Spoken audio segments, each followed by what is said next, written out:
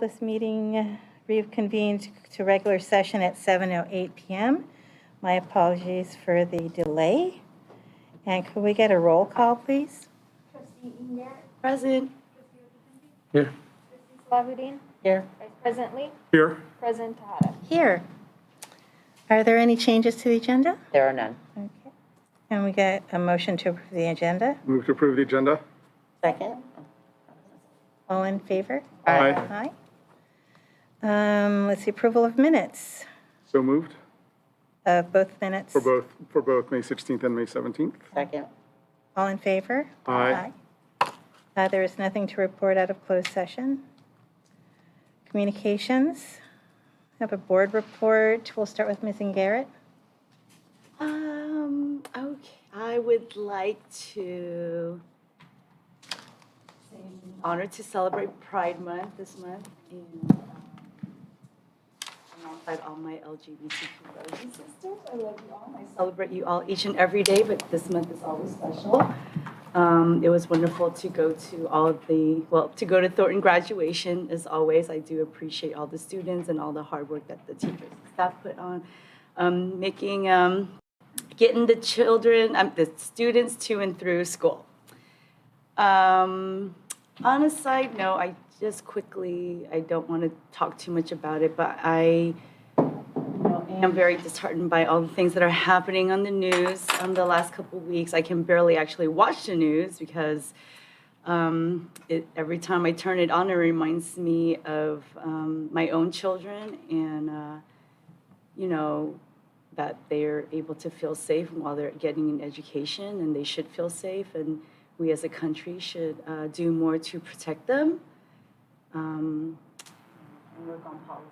So I will just say that. Other than that, thank you to all the teachers and staff who put in all the work during the school year, and hope you all have a restful and wonderful summer vacation. Can I remind us to speak loudly and into the microphone, I am please? sorry. No, I will it do is that all in the good. future. Reminding at the Thank you beginning. for the reminder. I Very forgot. much. And Mr. Ochapente?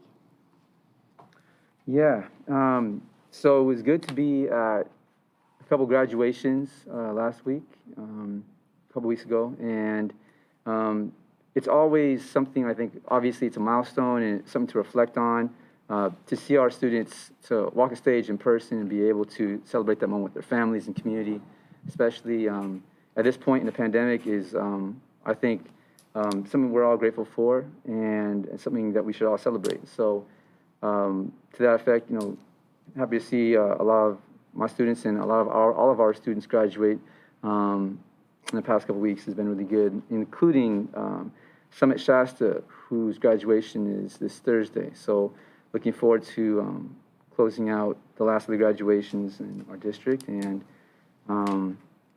yes, close year one back on campus on that note. To that effect, too, I think, yes, with Pride Month and of course, with everything in the news, as fellow colleagues mentioned, it's one thing, to get through a pandemic for our students and families in our community. It's another thing to get back on campus and experience school shootings and, like we've seen in many instances, too often and tragically, including in Uvalde, Texas. These are things that obviously should not become routine. It should not become normalized. We should not become desensitized to these things. We know that our students are resilient, but we also know that our students who also know this, we should remind them that they shouldn't get used to this being normal, and they know that. But it takes us reminding each other that something has to change. And so, in thinking about a lot of the pressures that our students and families deal with, this is one more thing that we can find a solution to. I do believe that as school districts and school boards, we have a responsibility in elevating this discussion, being vocal about it. We talk about restorative justice and the kind of things that keep our students safe and healthy. We should be thinking about, the kind of things that we can do to prevent this kind of tragedy, even when many of the shooters are young men and committing crimes that are not only unspeakable, but sometimes considered unavoidable, but they are completely preventable. And I believe that. I believe that with things like ethnic studies, things like restorative justice, and just teaching compassion in our schools is a fundamental element that I think coming back to campuses and teaching the value of social emotional learning has an unlimited impact on our students. And I think the more we talk about it, the less we'll be talking about these incidents. But we need to continue talking about it, and that conversation is not over. And so I do hope that here, in our community and on Election Day, no less, that this next few months we have a more realistic and sobering conversation that many have had in our country and around the world in addressing violence, not just domestic violence, but war and violence around the world. We know that guns don't solve problems. People solve problems, and they start in our hearts. And so to that effect, I know a lot of our students have been protesting and speaking up to raise awareness and to fight, not just these tragedies, but these forms of oppression in our communities. And there is a march, of course, nationwide on Friday. It's Friday, June 11th, March for Our Lives. Many of the youth from Parkland in Florida who were part of a much larger movement and help amplify that are helping sponsor and encourage people to join protests and speak up this Friday, in addition to the many issues that our nation is at grips with right now. And so I would encourage our community to be a part of that, and of course to take that in stride as we celebrate the end of a school year and get ready for another one. And to that effect, I want to mention one last thing, is that it was good to see some of our students celebrating the life of Derek Gaines this Sunday in South San Francisco. He was a former student. He was a student in South San Francisco Unified School District who tragically was shot by police, by a school resource officer, no less, at the age of 15. This year is his 10th anniversary. He would have been 25. And I think his life obviously matters, and understanding that gun violence is not just unique to people who buy guns in illicit ways or just get a hold of them. It's also endemic to policing in our country and the culture of guns in our country, and that's something that we need to think about when thinking about our values, and that our youth and our lives are more valuable than our guns and the way that guns are used in our country, even by our police officers today. That fact? That's all I have for now. So again, I know a lot of our two of our board members already spoke about the trying times, and when times are like this outside, I tend to really dig into what I know I can change, and that's why I'm very happy that I'm a board member. I can just make an impact in the community in a small way, but it is one thing. And so in that vein, I was very, very honored to be a part of the graduations of the Therapeutic Day School, which is my favorite graduation, and I have never missed that graduation in my entire time as a board member for the district. At the adult transition school, their graduation, and then I rounded my graduation season at Terra Nova. So it was fantastic just to see, just to always put a face on the work that we do, the end goal, and to see, proud families, proud students, and all our faculty and staff together to be able to celebrate the accomplishment of getting through this year, because this was a tough year. And again, graduations are really hard to pull off, big or small, so I just want to say thank you to all the staff that worked on graduations, setting them up, and doing everything they did to make sure that our students and the families just, had their special day. And then for our, our Big Four comprehensive schools, those are a lot of work. So, another additional shout out to our maintenance and facility staff, because, it's an event. It's, breaking down and putting up a huge event. So I heard myself in that. Wow. So weird to hear yourself back in yourself. So, just thank you so much for all of the work that they've done.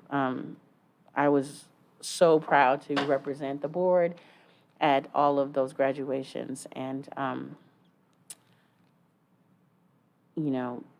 while things are hard, those small achievements, they may seem small, but those achievements are so huge for some of the families. That is the first time they have seen, their child succeed at that level. So to be a part of that is big. And I know at the adult transition graduation, to have current students tell the story of the students that are graduating. I'm sitting next to Tony and I'm a mess, like just crying to hear a student say, I'm really gonna miss this student. I'm so proud of them, but they have been my friend this whole time and they really like to sing and I love to hear their songs. And I'm like, oh my God. Like, so those are the things I lean into when society around me is challenging. So thank you. Yeah, just like my colleagues have said, the graduations were all special. I was fortunate to be with Ms. Archipinti actually at both Westmore and Oceana. And one of the things I always forget is actually how many students I actually do know, because I always try to forget which of the younger siblings of my children's friends are at which schools. And so it was fun to see them actually walk the stage and to congratulate them and to speak to their families afterwards. Always a special time. Saturday, I attended the Progress Pride Flag raising in Pacifica at the community center, which was really a great event and the kickoff of Pacifica's first Pride Parade. So that was actually really just a very special event on Saturday morning, and the celebrations that went on through the city that day, especially in the Sharp Park area, was pretty fantastic. A lot of really fun activities throughout the city that day. And I continue to be heartened to hear the stories of our staff as they move in to 705 Saramani, and just realizing that not only are they moving into a home, but we were really blessed to be able to provide this opportunity for some really dramatic life change for so many people. And it's just really special just to hear the different types of stories, how this is going to benefit them personally in these next few years, how we've seen families be reunited. There are stories that I'm hearing that I never would have expected when we first embarked on this journey. And so I'm just really grateful again to have been a part of this endeavor that we've accomplished out there. I look forward to seeing, how this really starts to impact student achievement, because now people are sticking around, and we'll be able to do some things that we've always wanted to do but couldn't because we were so focused on hiring new staff. So I'm looking forward to seeing what kind of retention data we have, which I think is going to probably blow our minds, quite frankly. And it's also just wonderful to hear, how many more people are going to be moving in over the summer. How many people have moved in already as of the 1st, and how many more will be coming through. So, again, thanks to our team. You've been congratulated many, many times, and I just can't thank you enough for all the hard work, and you know who you are, and some of you are sitting in this room. I just want to reiterate what my colleagues have said about thanking all of our staff and teachers, especially our facilities staff, for getting all these graduations together. It's really hard, all at the same time, and we appreciate you. And I know that all the families appreciate you as well. So my daughter graduated from Jefferson. I was able to give her her diploma. And and she had told me in 2015, when I gave her brother his diploma, in 2015, she said, "You need to run for reelection because you're going to give me my diploma in 2022. And so, of course, I was able to do that. And sadly, her father couldn't be there because he passed away 6 weeks before. But I want to thank the entire Jefferson community for helping our family, for helping my daughter get through this difficult year, because it was not a sudden passing. Just the flexibility, the love and care that she was given from every level. I mean, even campus security would check in on her, because I went to high school with Naomi, and they would just check in on her. How are you doing? So, this has been a tough year in many, many ways, but I'm so grateful for this community. I know they've done a lot for my daughter, which means I know they've done a huge load for everyone, all the students in this district. at the same level, I'm sure. So with that, I am turning this over to Ms. Presta. Thank you. So I too attended, I wish that I could go to every graduation, honestly. I was able to attend Oceana and Jefferson and Thornton and Therapeutic Day School and Adult Transition. So it really is, we've been saying it, but it's just such a wonderful culminating activity at the end of the year to celebrate with the students and to celebrate with their families. So it was great. Many celebrations, retirements, end of the year parties. So all of that's been happening the last couple of weeks. And we now are sort of feeling a little bit of okay, now let's sort of take stock. Corinne's shaking her head no. Now let's take stock. Let's get things done and start looking towards next year. So I'm really happy that since the last board meeting, we were able to get all of our Progress Pride flags flown so we could celebrate. Happy Pride, everyone. Thank you to Austin for getting everything ordered and up in record time. So thank you, and thank you to the custodial staff for getting those up. I sort of joked about slowing down, but it's really not a joke to me. I think that it's very important that we all kind of slow down to renew ourselves a little bit. The work is always here. We work all summer. People say, oh, it's summer break. Aren't you chilling? And I'm like, no, we work all year. But really, we do need to take a breath when we have the opportunity to take a breath and to renew ourselves. So I encourage everybody to do that. And I will be doing that myself, try my best. I am very excited that we're going to be doing some leadership training. So the executive cabinet and I are going to be working with Toby Scruggs-Hussein, doing Brene Brown Dare to Lead training this coming week. So we're going to be doing a few days of an intensive, and then in the fall, all of our administrators are going to do the training as well. I'm very excited. I think that it's really going to impact our district quite a bit. And I'm really excited that people are willing to do it, and I think it's going to be great. And then finally, I'm just really excited. We have one new administrator tonight that you'll be meeting, but we've offered and they have accepted a couple of some more new administrators for the coming year. And this is a year when I talk with my colleagues in other school districts, and you can listen to the news. People are leaving education, right? It's been a really challenging year. And the volume of people who have applied hasn't been as much as we've seen in the past. And yet, somehow, the caliber of people that we are hiring is really high.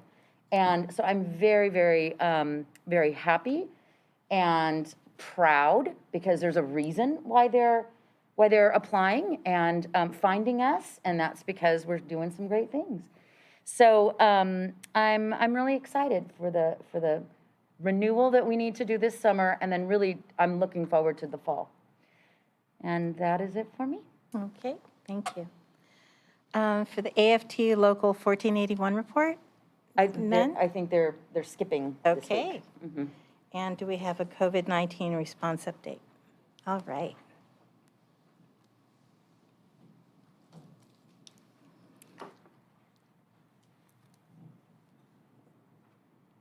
I'm going to take my mask off so that Okay. this can actually be heard.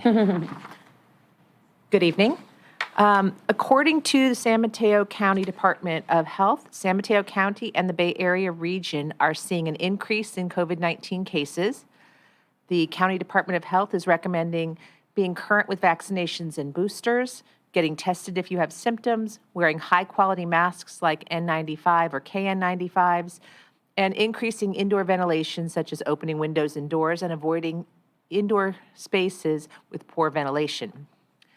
The transmission level within the county is considered medium, with a case rate of 430.1 new cases per 100,000 people.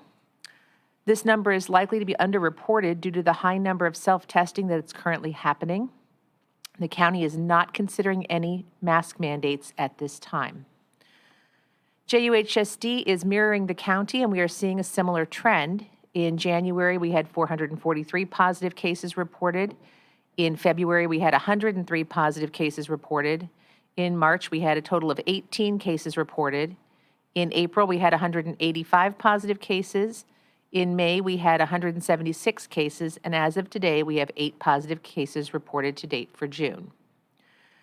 Due to changes within Cal OSHA, staff members who are ready to return to work after a positive COVID case will be able to self-test at home and report their negative test results via the JUHSD website's self-reporting form.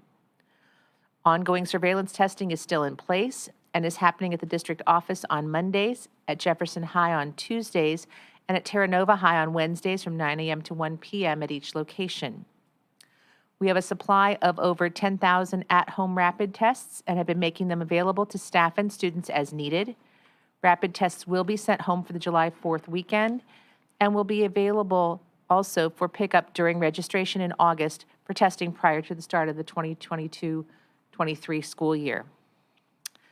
As this is my final report to the board, I would like to take a moment to thank the board and the JUHSD community at large for being welcoming and supportive. It's been a true pleasure to work at the district, and I will treasure the relationships I've developed during my tenure. Thank you. Thank you, Ms. Jones.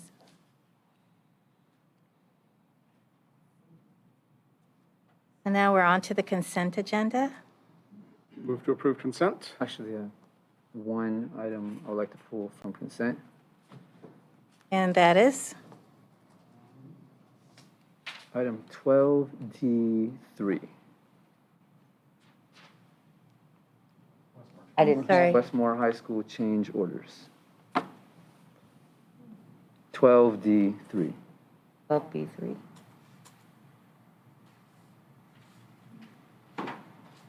Oh, D.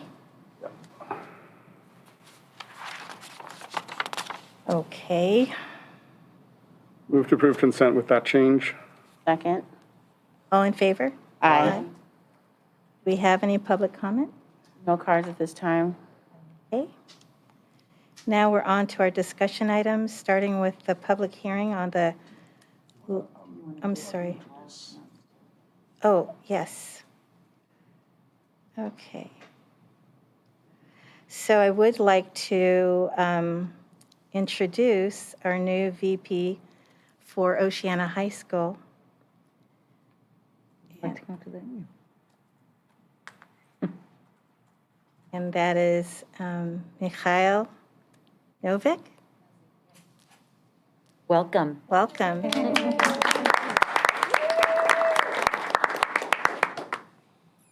Thank you very much. I'm very grateful for the opportunity to work with the staff and the students and the families of Oceana. I'm really excited and I'm looking forward to a great year. Thank you so much.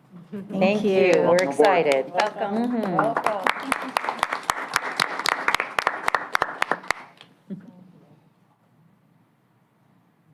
Not used to this. Okay, so now we're on to the public hearing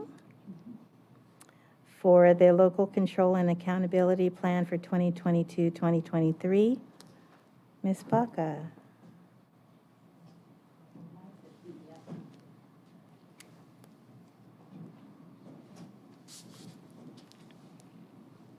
So,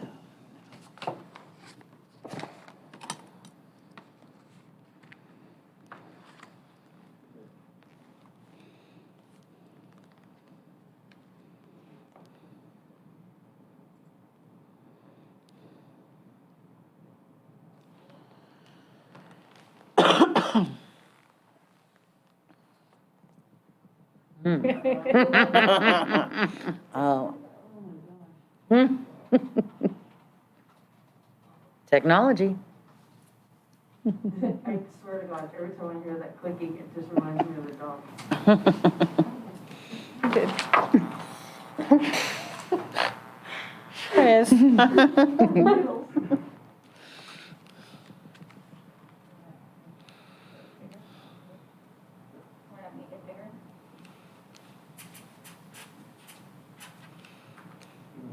I didn't presentation. You want to do like 125 or?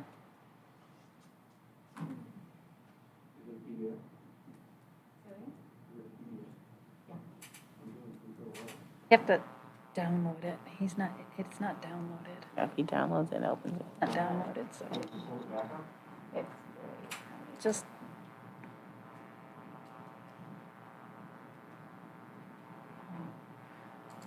You have to use the downloaded version. I can't see this. Right, that's why, yep. Do you want to open it in Acrobat, or do you want to just make it bigger?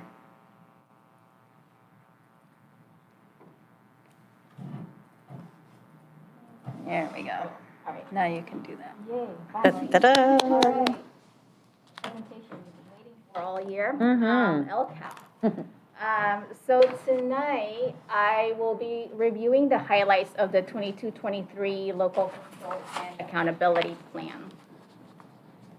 Just as a reminder of what the LCAP is, it is a 3-year plan with goals, actions, and services and expenditures to support our unduplicated students, but it needs to be updated every year.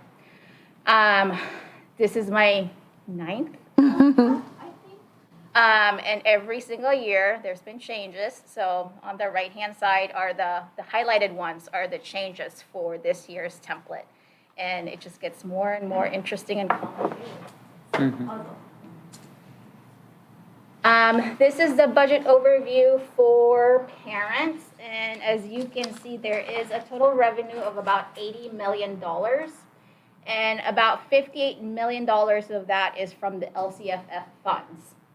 And from that, about $3,099,000 are generated by our duplicated students, which are students learning English, foster youth, and low-income students.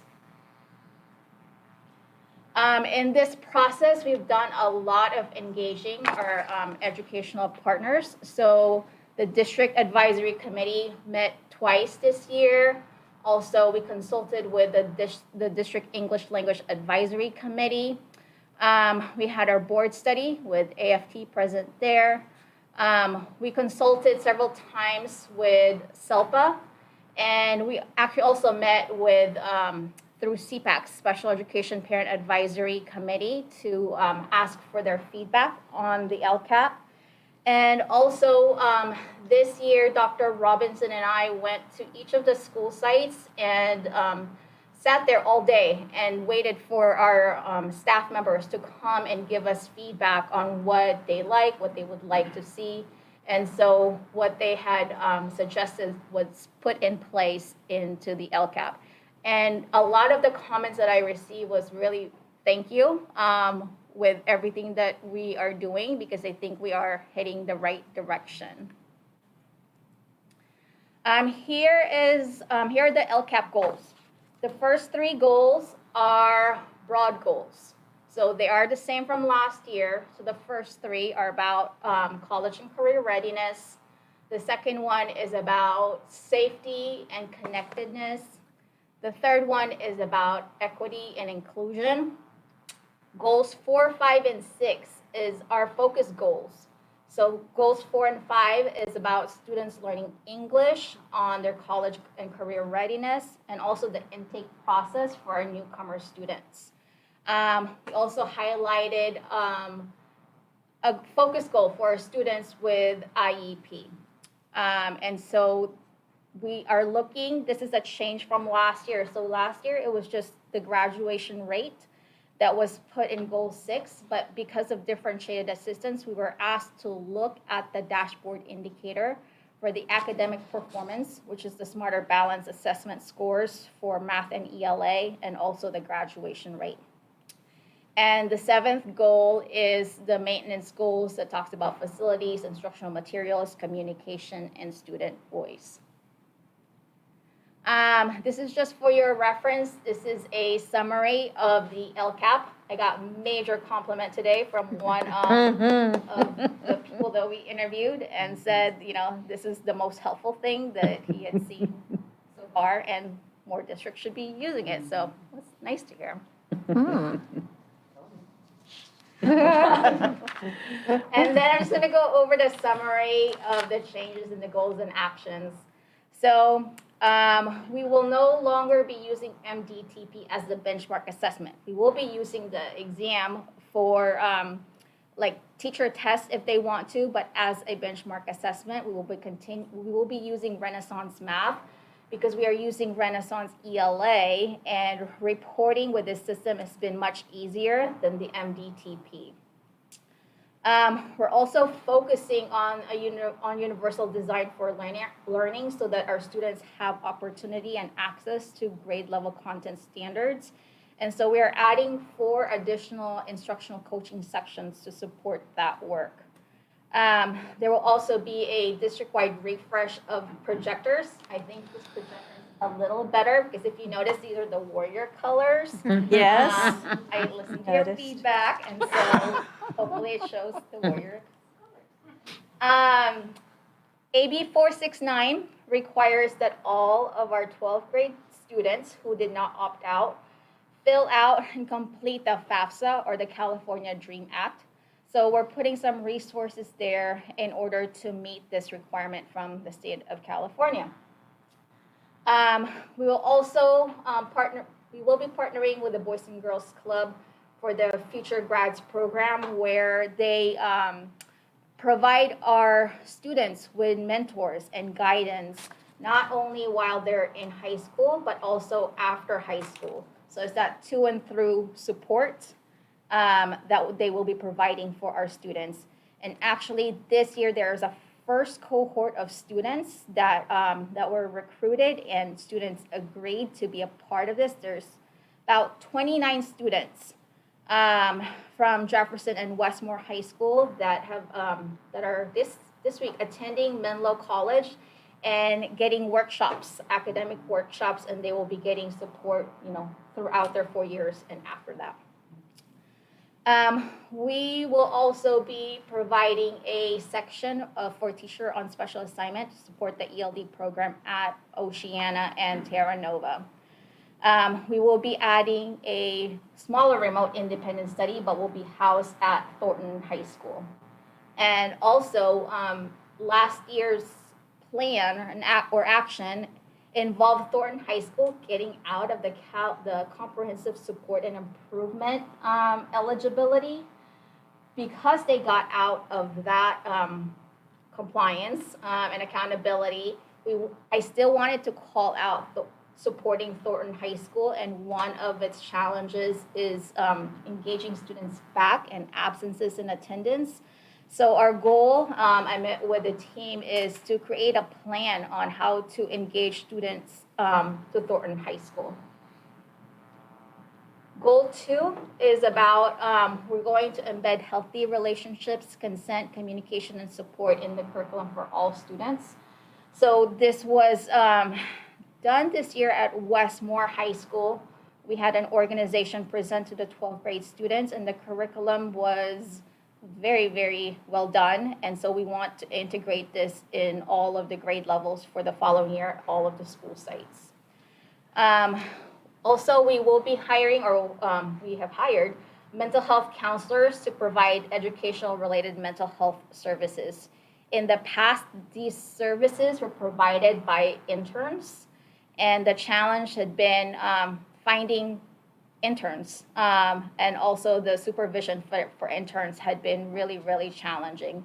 And so we decided that we would hire our own district employees to provide the service so that there is continuity of support for our students. Ms. Ventura, along with Ms. Ambrose, are developing the ERMS process and procedures for JUHSD. They've started working last week, and they will continue to do so. We are also going to provide training for administrators on Fresh Lifelines Youth. And this is to support our administrators on knowing what the laws and policies are around the youth impacted by the juvenile system. So we will be partnering with them and getting training from them. And also, one thing that we've added in the metrics is conferencing with students and parents regarding attendance, because attendance has been a challenge due to COVID and other things, but we want to make sure that we have the processes and that we meet with parents and students to engage students.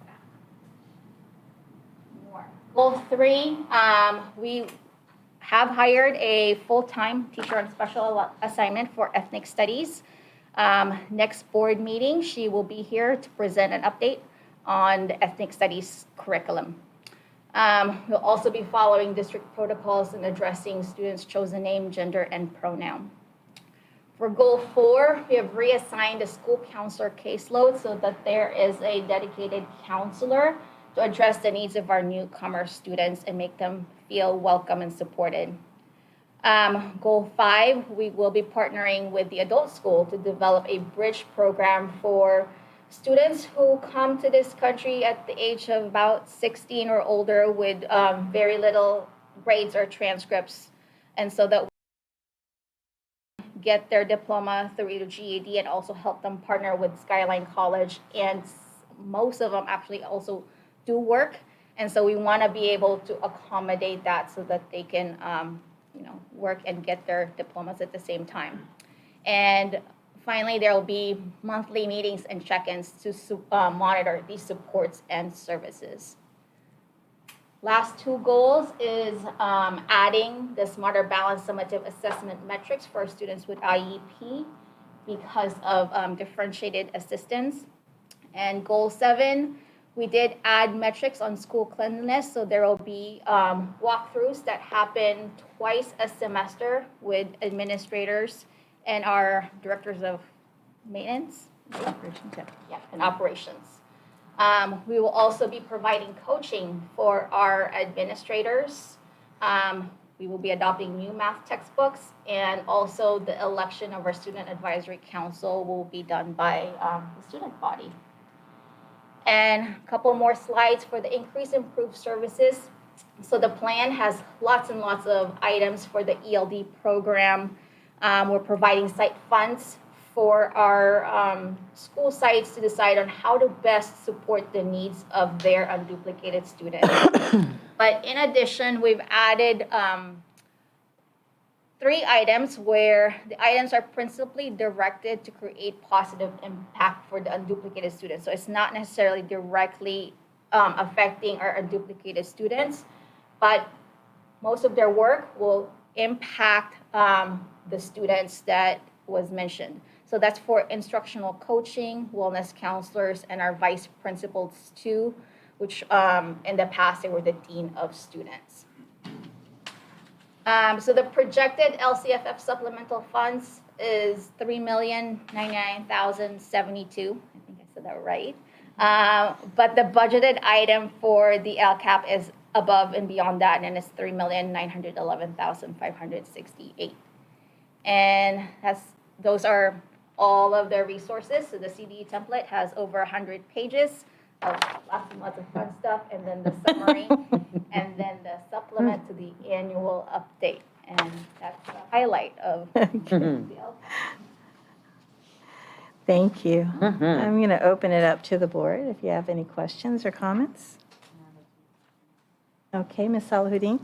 So we don't have to go into it now, but I can follow up with you later. But just getting more of an idea of how we're going to tackle the FAFSA for all 12th graders. And I know, like I read up on it after you first told me about it. I know like this started because there was a high school somewhere in Southern California where they made this a requirement for the graduation. So I know maybe talking to them to see how they did it, but just getting an idea. And then on the newcomer, I know goal 5 was to assign a counselor to monitor the caseload, but also building out on newcomer programs. And we have a fantastic student that's joining the council this year who is a newcomer. This is their 2nd year, I believe. And pretty remarkable student because they have a very good handle on English already. They told me last October is when they migrated to this country.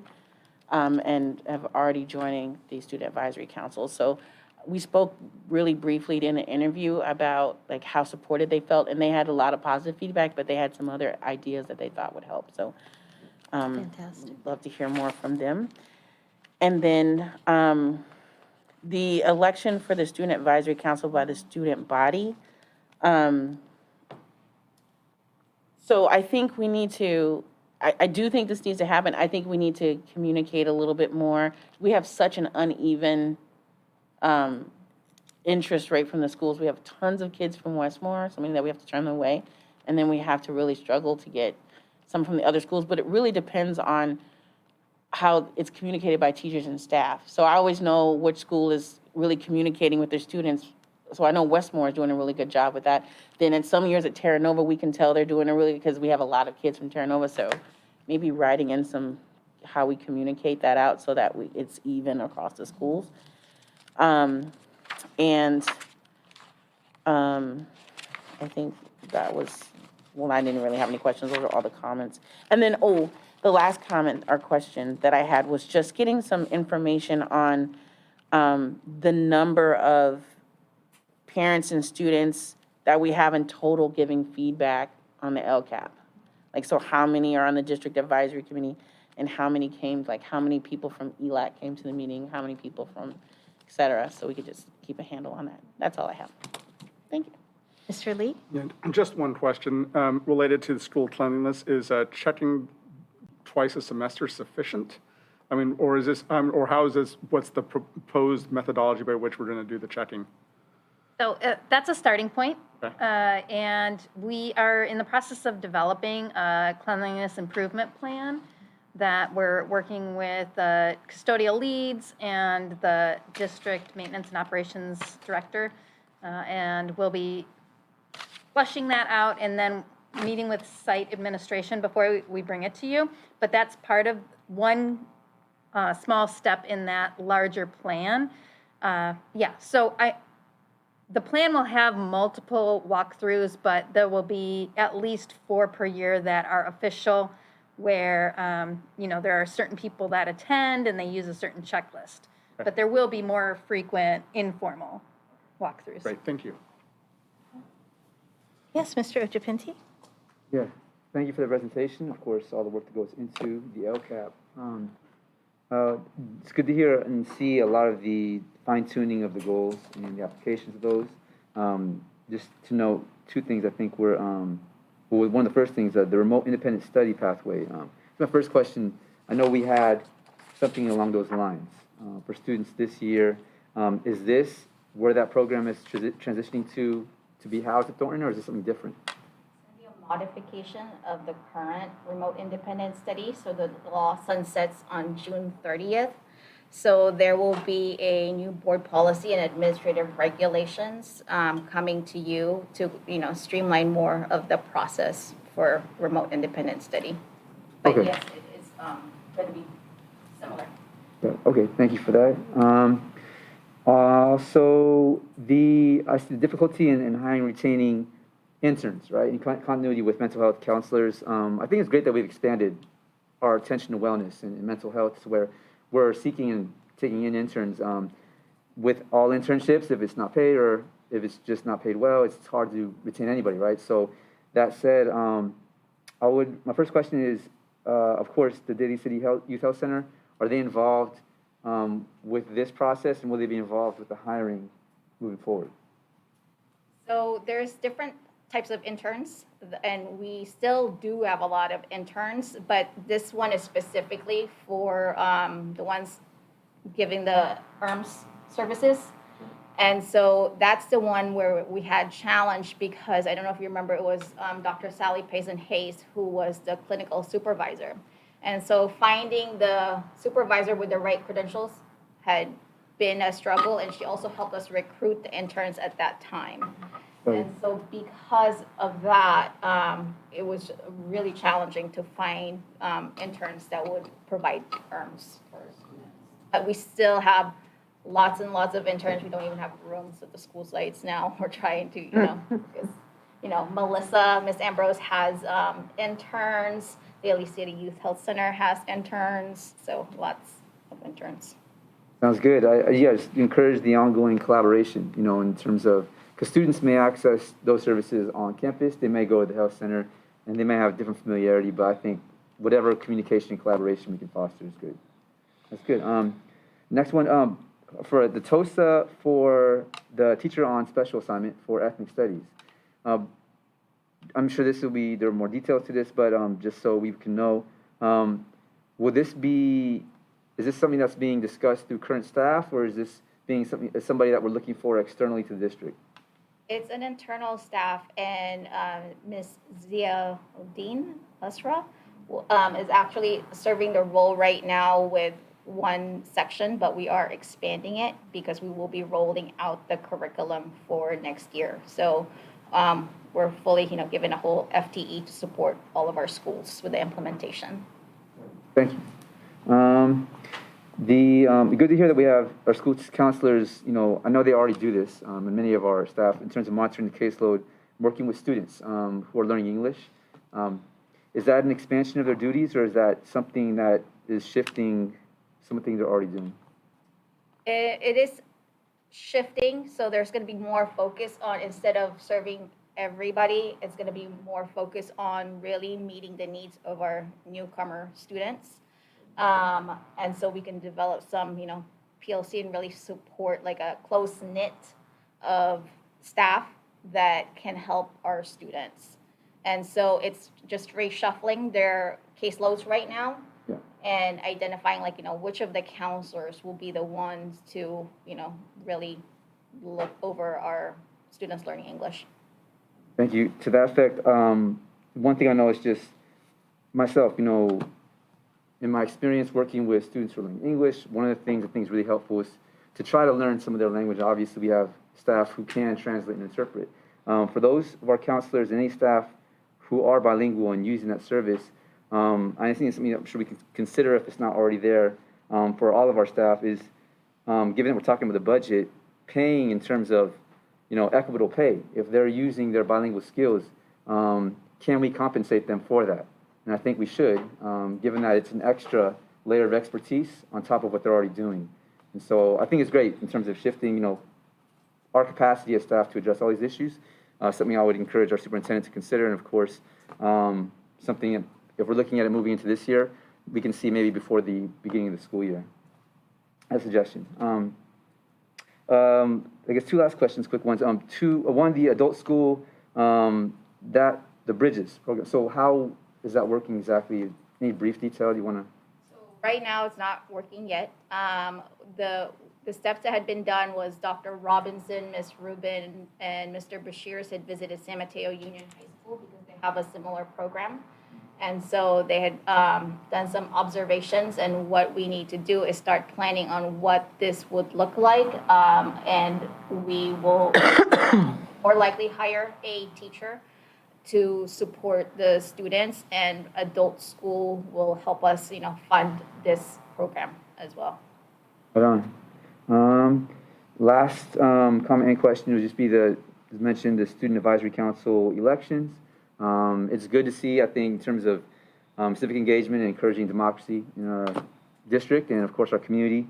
And on election day, to consider these things is the voices of our students in our Student Advisory Council. I think I'm very proud of all of our trustees in our Student Advisory Council here serving at the district level. I think it's a good thing and probably the most appropriate thing for our students at our sites, at our schools, to be able to have a voice directly in who they're representing or who they choose to represent at our board meetings and, of course, communicate with. And so in addition to our board trustees. That said, I guess my only question would be just more like the little details. Is there a teacher or are there teachers assigned to facilitate in this process, like the student body, the student government leadership class teacher, or is it somebody else in mind? I can't answer that. I don't know.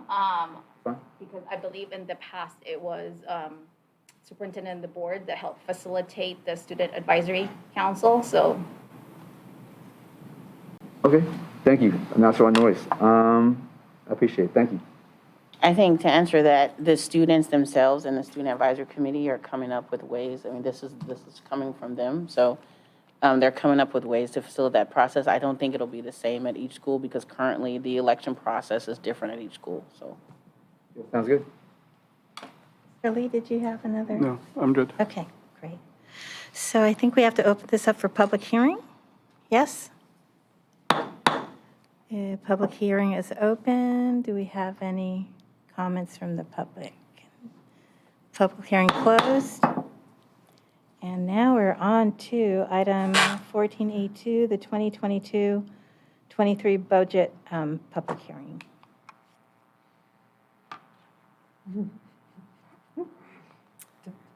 Thank you, President Tejada. I'm going to ask you to take it out of presentation mode. Yeah.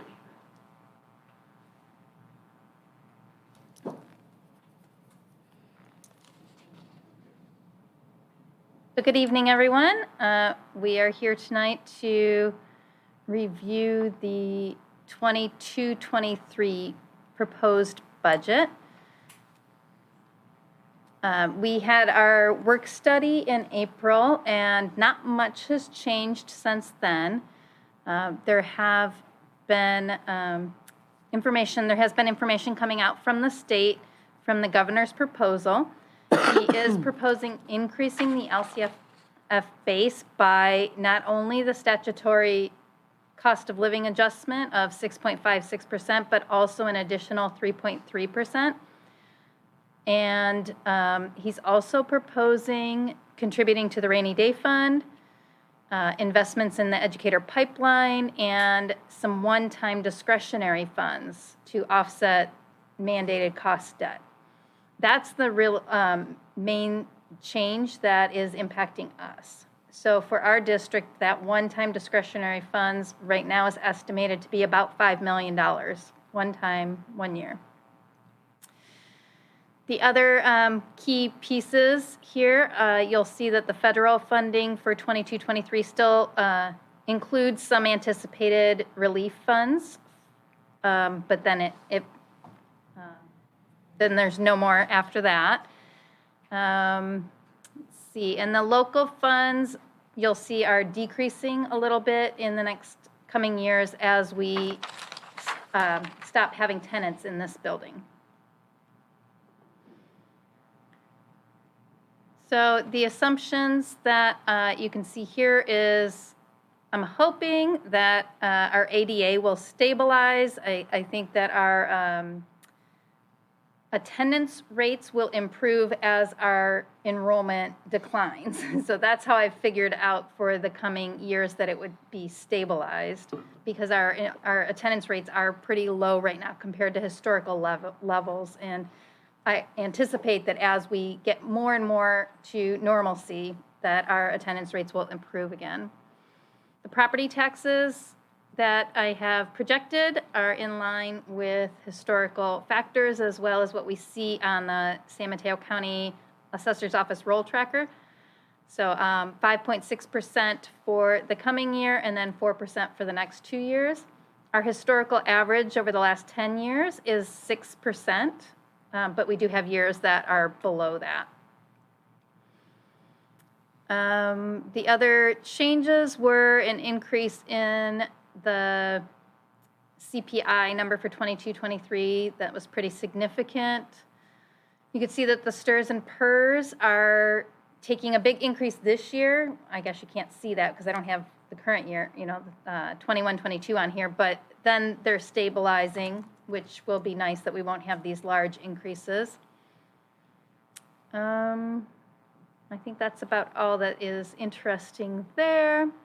One thing I want to point out about salary assumptions is that we are still in negotiations for 22-23. We have not settled. So there's no across-the-board percentage salary increase that is budgeted. However, there is still a large salary increase for 22-23 baked into the agreements we made in the previous year. So we are increasing the hours for our certificated staff from 6 hours per day to 6.5 hours per day, which is a pretty significant increase for most staff. And we are adding 2 days of paid work to the calendar for all employees that work like school days only or our 10-month employees, because we're adding 2 professional development days. So that all increases people's salary. We also have added steps to the BIS and OS salary schedules. So the average for all of our employees is a 4.46% increase. And it varies for each individual employee. But there are salary increases baked in to the agreements from last year. And we are still open for 22-23. Anything else interesting in here? We have, I've budgeted that approximate $5 million of one-time funds. And a chunk of that was eaten up by the increase to the costs of goods and services due to inflation. So our multi-year projection, I'll just go over briefly. You can see, as I said, the LCFF, or the taxes for us, since we're a community-funded district, is increasing steadily. Federal revenue is increased this year because of COVID funds, and then the coming budgeted year is also a little bit inflated due to COVID funds, and then it stabilizes back to what it was before, about 1.6 million per year. Other state funds, again, this year we do still have some COVID money, and next year the $5 million of one-time funds, and then it will go back to what it historically has been. And our local funds, a small, medium, whatever, decrease over the next 2 years to compensate for the loss of rental revenue here. There's a little bit bigger decrease from the current year to the coming year because we got Measure K funds at Daly City Youth Health Center that will not be available moving forward. So that's why the big decrease in the 1 year. For salaries, you see the increase that I spoke about with the structural changes in our salaries. And the reason why it goes down a little bit in the the first projected year is because there are still some COVID funds being used for salaries here. So we're doing extra things that we won't be able to continue once COVID funds are expended. So that's why the small decrease in the 1 year. Same thing with benefits, the reason why it doesn't increase in that 1 year. And you see the large leap because of STRS and PERS taking a large leap between the current year and the budgeted year. Goods and services are a little bit higher in this current year and the budgeted year because of COVID funds. We're spending extra on that. So you'll see that our reserves are healthy, although because of the uncertainty in funding as well as the increase in inflation, we do have a structural deficit. So the budgeted year is pretty much break even, but that's because of the $5 million. And then you see that it's a structural deficit going forward. So we are eating into our reserves as we knew we would when we agreed to the last salary negotiations, with the idea that we will continue to monitor it and make course corrections if we need to as we get closer to the statutory required reserve percentage, which is 3%. So the next steps are that we have the public hearing tonight, and then the budget would be adopted at our next board meeting, June 21st. And then we will get the state budget at the end of June, at which point I'll start making revisions and present the changes to you at first interim in November. Questions? Thank you. I'm gonna open it up to the board if you have any questions or comments. Mr. Lee? Just one comment, just again, Ms. Van Rapport, thank you very much for the comprehensive information. You shared all this with us at the work study. And, again, the minimal changes between then and now, everything's pretty straightforward, very clear. Thank you for the explanations, and makes complete sense moving forward. Thank you. Yeah, I totally echo that. It's always surprised me when I talk to other board members and they say they don't get this information. They don't get this information. They don't understand what's in the budget. They don't know how much money has been allocated for COVID relief, et cetera. And then, so having both this document and the LCAP they're just fantastic budget documents so that I can understand and speak with real clarity when I talk about our budgeting issues or what we're spending money on in the district. So they're both extremely helpful for me as a board member. And the reason why we don't have questions now is because we went over this before. The May revise isn't extensive for us. You projected all of this, so I feel like we're in a really good place. So thank you. And you're meeting board members from other school districts? When you Yes. say other board members? Other board members. Other board members no, here. not other members. Other I mean- school districts. I mean, other school To be districts clear. around the state, yes. Yeah, just to Chair add. Chapinti? Yeah, as always, thank you for your work on this. I think it's really important.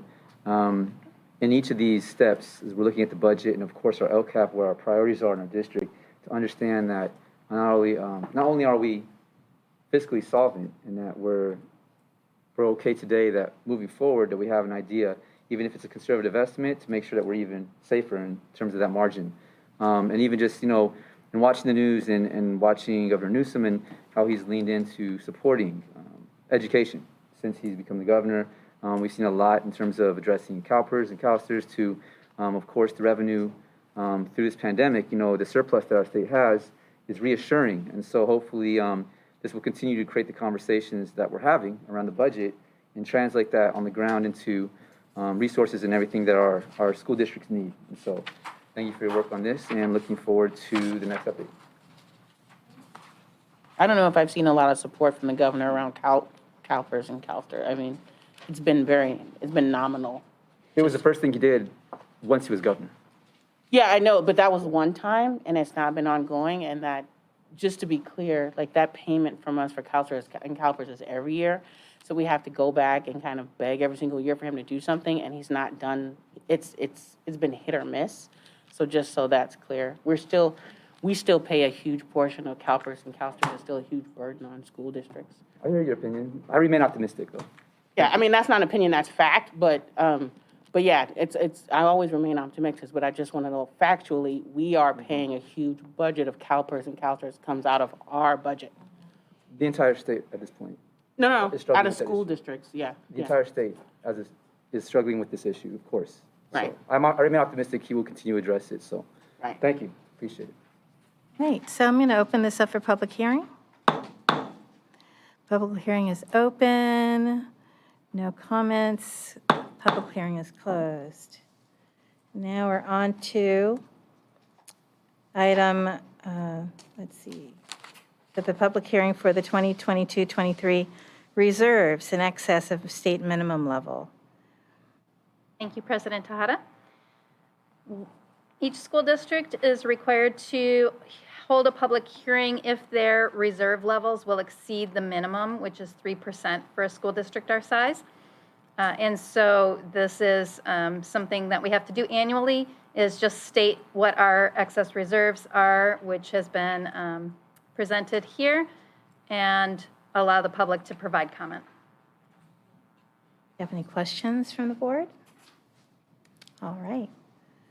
I'm going to open the public hearing. And no comments. Public hearing is closed. And now for our presentations for the special education program updates. Ms. Baca? President Tejada, tonight I would like to introduce our directors of special education who will be providing updates on our special education department. And I just want to personally thank them for all the hard work this year, and they are an amazing team. Let's clap now. Thank you. Give them encouragement. I'm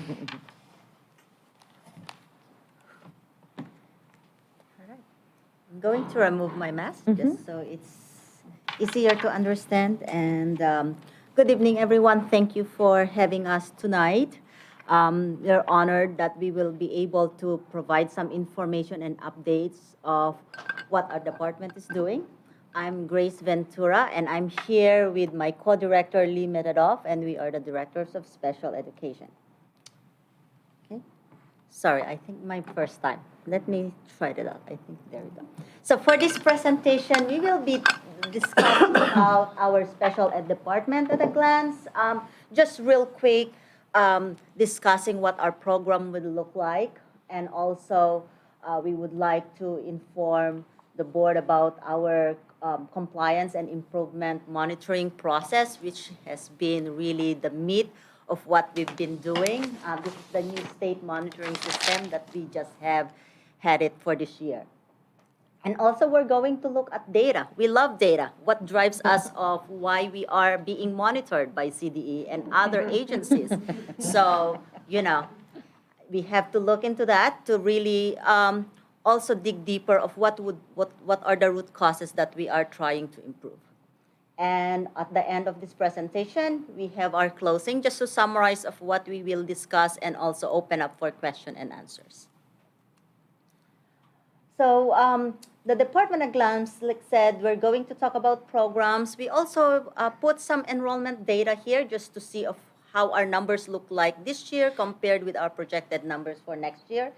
And of course, we always have to acknowledge our department staff, because without them, we will not be able to do all these things and to run our department smoother and more efficiently.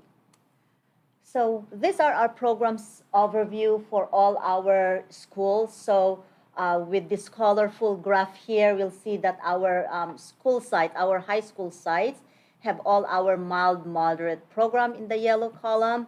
And these are the students who are working in their diploma or diploma track students. At the middle are all our mental health programs. Our therapeutic day school, or famously called TDS, is housed at Terra Nova, and Mental Health Enhanced, MHE, housed at Westmore, and both of these programs also are diploma track for our students. And our extensive support needs, which is on the darker blue side, our life skills and visually structured class. So we have a few programs at Oceana, and we have one life skills class at Terra Nova and visually structured class as well. And for our older students from 18 to 22 years old, we have the adult transition program at Serra Monte del Rey. These are just the quick numbers for our enrollment for this year. And just so everyone know, the daily living is the same as the extensive support needs that we are referring. Okay, so the total is about 417 for this school year. And our projected enrollment for this school year has increased. If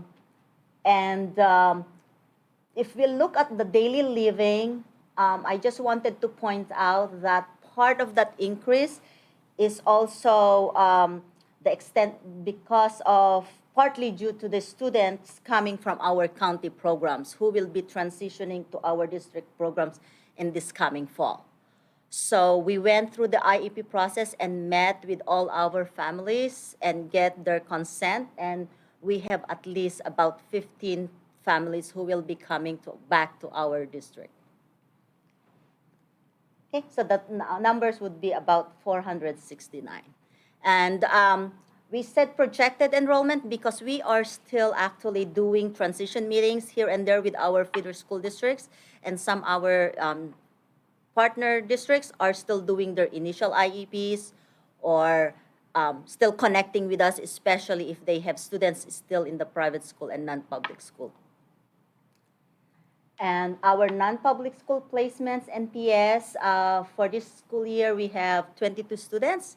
And we are happy to report that, with Lee and I going over and observing our students in our non-public school and going through the IEP process, that we were able to bring some of our non-public students.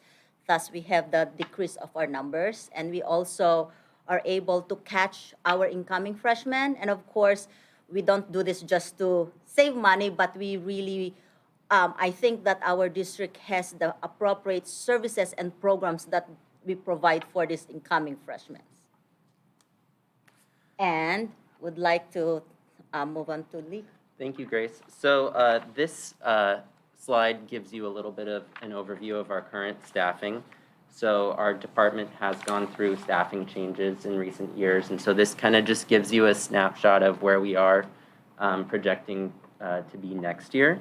And these are approximate numbers, but these should be fairly accurate, except that we do project our paraprofessional allocation will increase as our programs expand. Also very happy to report that we did fill our lead psychologist position. All right, we can move on. Thank you.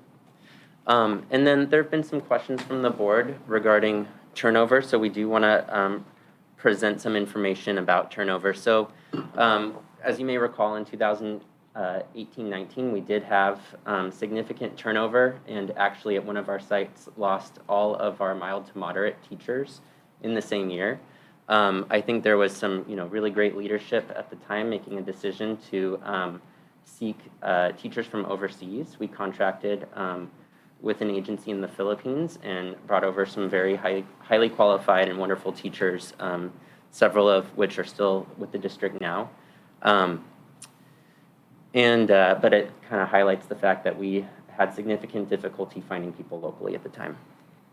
In 2019-20, we did have 2 resignations, and then in 2021, we had 5 resignations and 1 retirement. And then 4 resignations and 2 retirements in 21-22 with a turnover rate for certificated staff of 17% this year. And then for classified staff, I think this is where we have a little bit more concern. We currently have 48 paraprofessional positions and have been able to hire 29 district employees, and many of them have been with the district for years and are wonderful, dedicated employees. To try to reach that 48, we've hired 9 agency hires and also have 3 van drivers working with our programs between shifts, and have 7 vacancies as of today. And then we also have classified staff working in our transition services department as job coaches or job developers. We project 1 vacancy going into next year, but currently fully staffed. And then we do anticipate, having more vacancies as our allocation expands. So we do want to take steps to try to fill those positions. I also, just as an aside, want to just commend again the leadership of the district in moving our paraprofessionals from range 29 to range 34 on the salary schedule. And of course, the staff housing. I think all of these factors will contribute to us having more success moving forward.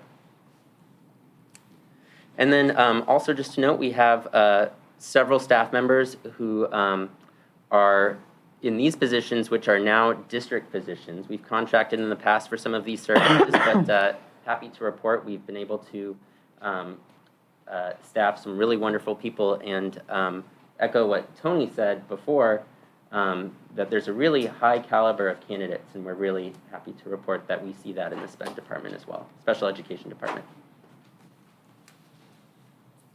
All right, and so this is the main and taking a lot of time, and with the help of Corinne has been really helpful. Without her, I think that we will not be able to comply with all the different timelines. But let's talk a little bit of what is SIM. And of course, we will be adding another acronym in our vocabulary because that's how special ed is. We are all full of acronyms. So if we hear about SIM, that's just the new term for compliance and improvement monitoring timeline, monitoring process. And then we will be also talking about the timelines for this. Okay? So what is SIM? Which we said it's the compliance and improvement monitoring. And this is the new state system for supporting local education agencies, LEAs, that's another acronym, to meet statewide targets for FAPE, free appropriate public education, another one in the least restrictive environmental LRE. I will define more of those 2 important acronyms because it would be the main meat for our SIM process, for our compliance and improvement monitoring. So for our school district, we were identified as intensive level 1 in the California Department of Education, or CDE, Special Education Monitoring cohort for the 2021-2022 fiscal year. And we are required, we don't have a choice, we are required to participate in the SIM process. And so just to define more of the acronyms, Many of us probably have heard about this acronym, Free and Appropriate Public Education. And this just means that it requires school districts to provide this free appropriate public education to each qualified person or student with a disability who is in the school district jurisdiction, regardless of the nature or severity of the student's disability. And then the other important acronym for this presentation is LRE, or the least restrictive environment, which means students who get special education should be in the same classroom as other peers, such as much as possible, and should be attending their home school as well. LRE isn't a place, it's a principle that guides a student's education program. The LRE for each student may look different because each child, each student is unique. Thus, we have developed and write the individualized education plans, or IEPs. So what is the SIM process? So as I've mentioned previously, that we have been identified as intensive level 1 last March 2022 of this year, when we received the annual determination letter. And we are required to participate in all 3 steps of this SIM process. Okay, so first we do the gather and inquire. What is happening? So we're doing data gathering. So Lee is going to discuss more about all that data later on. Then after gathering the data, what is happening? So we're also going to look at the root cause analysis for this, and we're investigating. And then towards the end of this year, we're going to implement this plan of how are we going to improve and what are the activities that comes with this plan. Okay, so with these activities, we will conduct it independently, some with assistance and guidance of our technical assistance provider, which we call our information coordinator, and some under the California Department of Education's close supervision as well. So we have our education program consultant that's at times join us during our meetings. So the goal of this plan, which is on the step 3, is that at the end of this monitoring period, to have a fully developed improvement plans that seeks to implement a high leverage activities that will improve the outcomes for students with disabilities in our district. Let's see. So the performance areas, so just a quick reminder of what CSAs mean. Of course, another acronym which is really long, it's called Comprehensive Coordinated Early Intervening Services, CSAs. And a good news is that we are out of the SIGDIS, or the significantly disproportionality. So, but towards the end of this, we will still continue to implement and continue of the plans that we have discussed so far from 2020 and 2021. But yes, that's been a good news. So then the next one is the intensive monitoring and support that are in the bottom of 8 to 10. Oh, that's the one.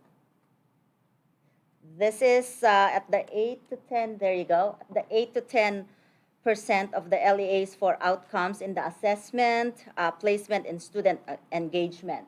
And our school district was found to be in level 1 based on the least restrictive environment indicators. I have a question so I can understand this. So, what are they using as the metrics for least restrictive? What are the indicators? You will be discussing that later, You're right? coming to it? Yeah. Okay. But I'm happy to list them now, or Okay. Are there further in here? Okay.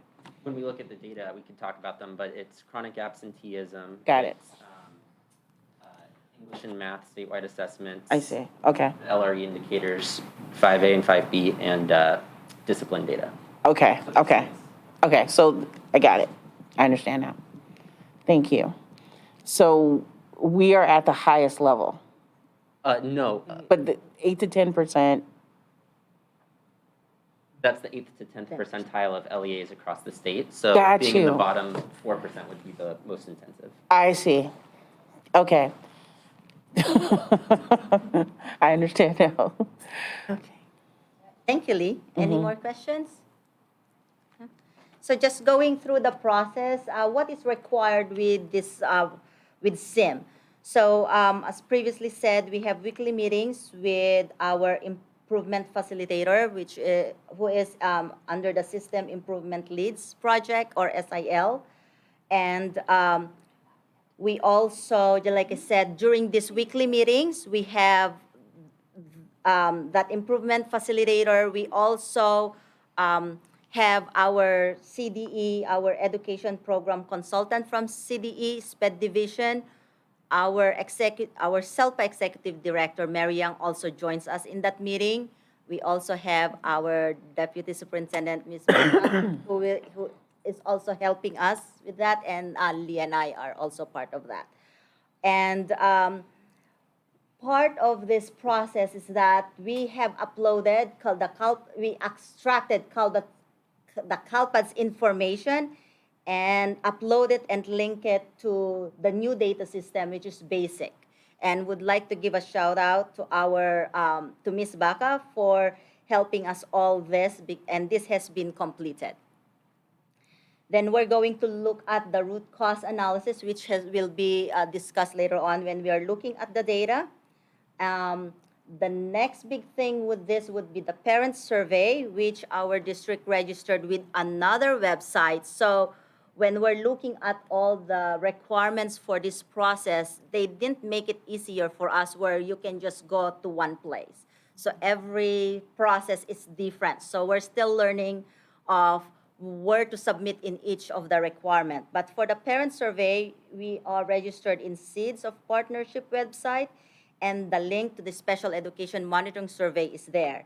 The survey was shared last week with parents of students with disabilities, and it's available in multiple languages in both online and paper form. CDE has given us an extension, and survey can be completed and submitted by June 15th, which is next week. And we are hoping, based on the recommendation, they would like to have a 20% participation rate from our families with students with disabilities. So we're hoping that we still have time to meet that recommendation. So I would like to give a shout out to everyone if they can still do the survey there. We still have time to complete that. We also have our policy and procedures review, which will be used our CDE consultant in completion of this portion of the review.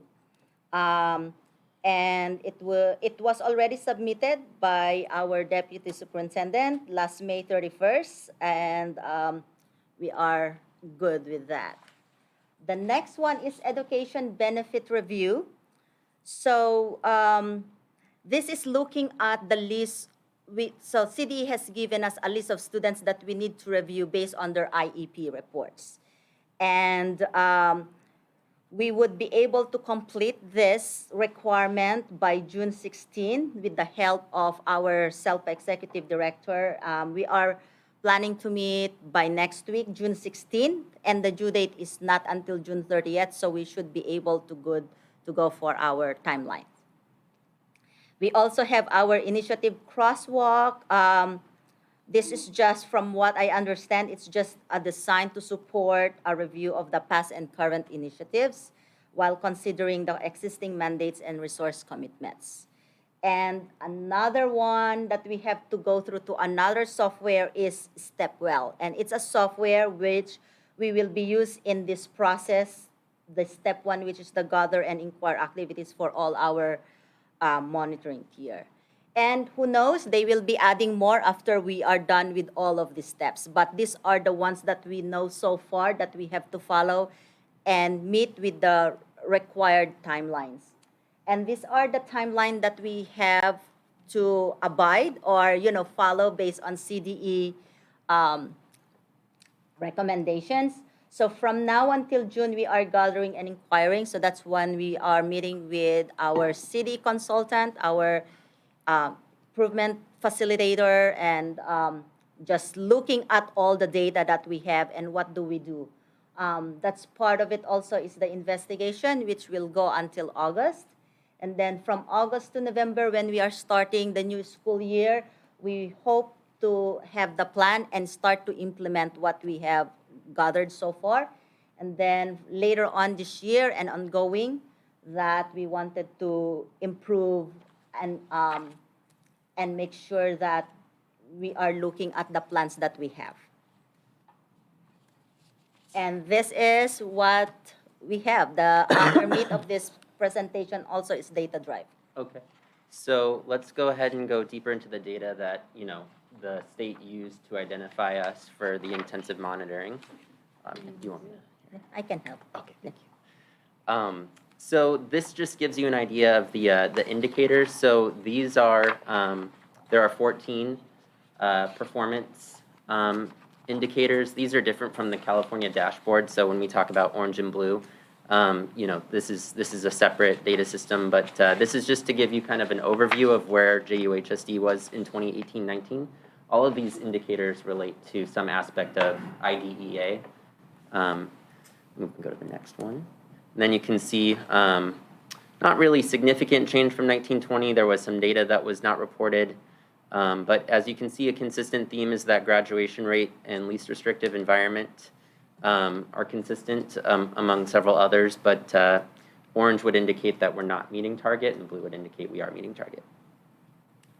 So graduation rate is not one of the indicators of those 6 that I had named earlier, but I think it's worth looking at because it really is sort of like our district report card. And this is not an issue necessarily unique to our district, but the graduation rate for our students with disabilities is not meeting the state target. It has improved in 2021, as you can see, 70.7%. It wasn't part of that graphic, so that's why we've indicated that there. And one other factor to note is that the graduation rate data does include students who receive a certificate of completion as non-graduates, so that does contribute to the data. All right, so we have consistently met our targets except for 2017-18 in terms of the English language arts indicator. And then math, for some reason, the data from the state is sort of lacking in recent years, but we were meeting that indicator as well.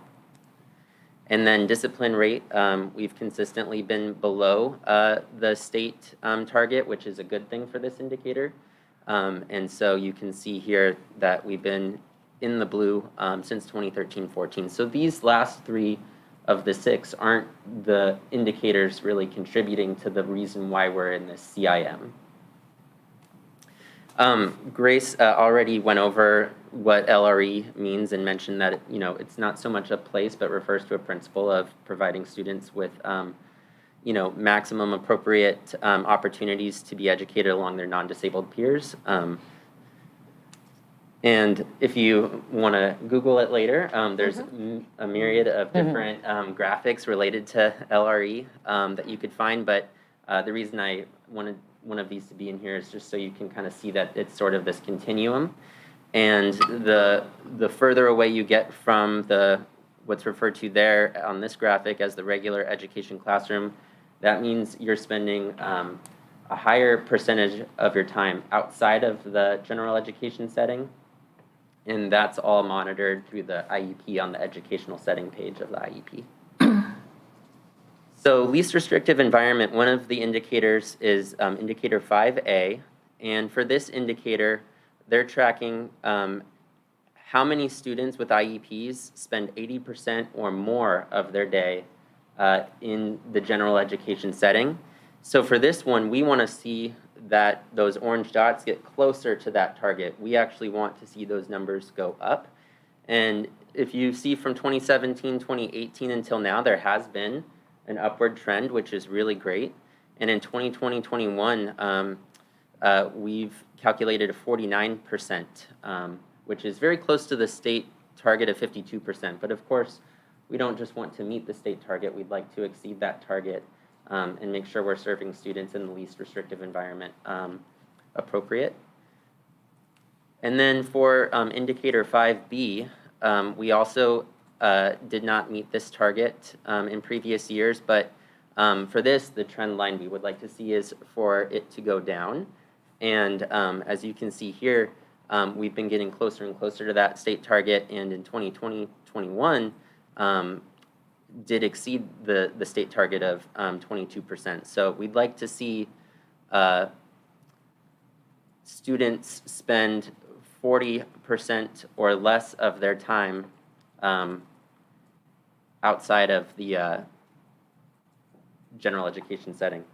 Sometimes with these greater than or equal, greater than or less thans, I sometimes get them flipped, but I think it's clear that we want a lower number of students in this range. All right, so this is a graphic that kind of shows you where our concentrations of students are at our comprehensive sites. We don't have the adult transition program or our non-public schools or Thornton on this graphic. For 2020-21, Thornton did have several other programs under it, such as SEEP and independent study, and so the data won't necessarily reflect just what's happening at Thornton. So looking at our 4 comprehensive sites, you can see that for indicator 5A, which is for 80%, or for 52% or more of students to spend 80% or more of their day in the general education setting. Again, we want to see that number of 52% to meet the state target. At Jefferson High School, we're at 68%. At Oceana High School, we're at 54%, and Terra Nova 67%. Westmore High School is at 21%.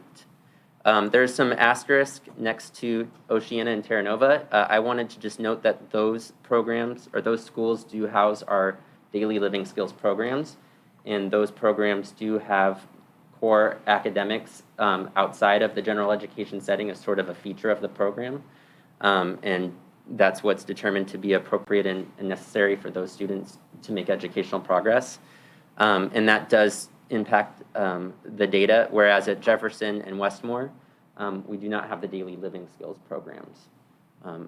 So if you look at the column for 40 to 79% in terms of the educational setting being the general ed setting, that's where the larger concentration of students with IEPs at Westmore is. That's not one of the state indicators, but that's the range in between 5A and 5B.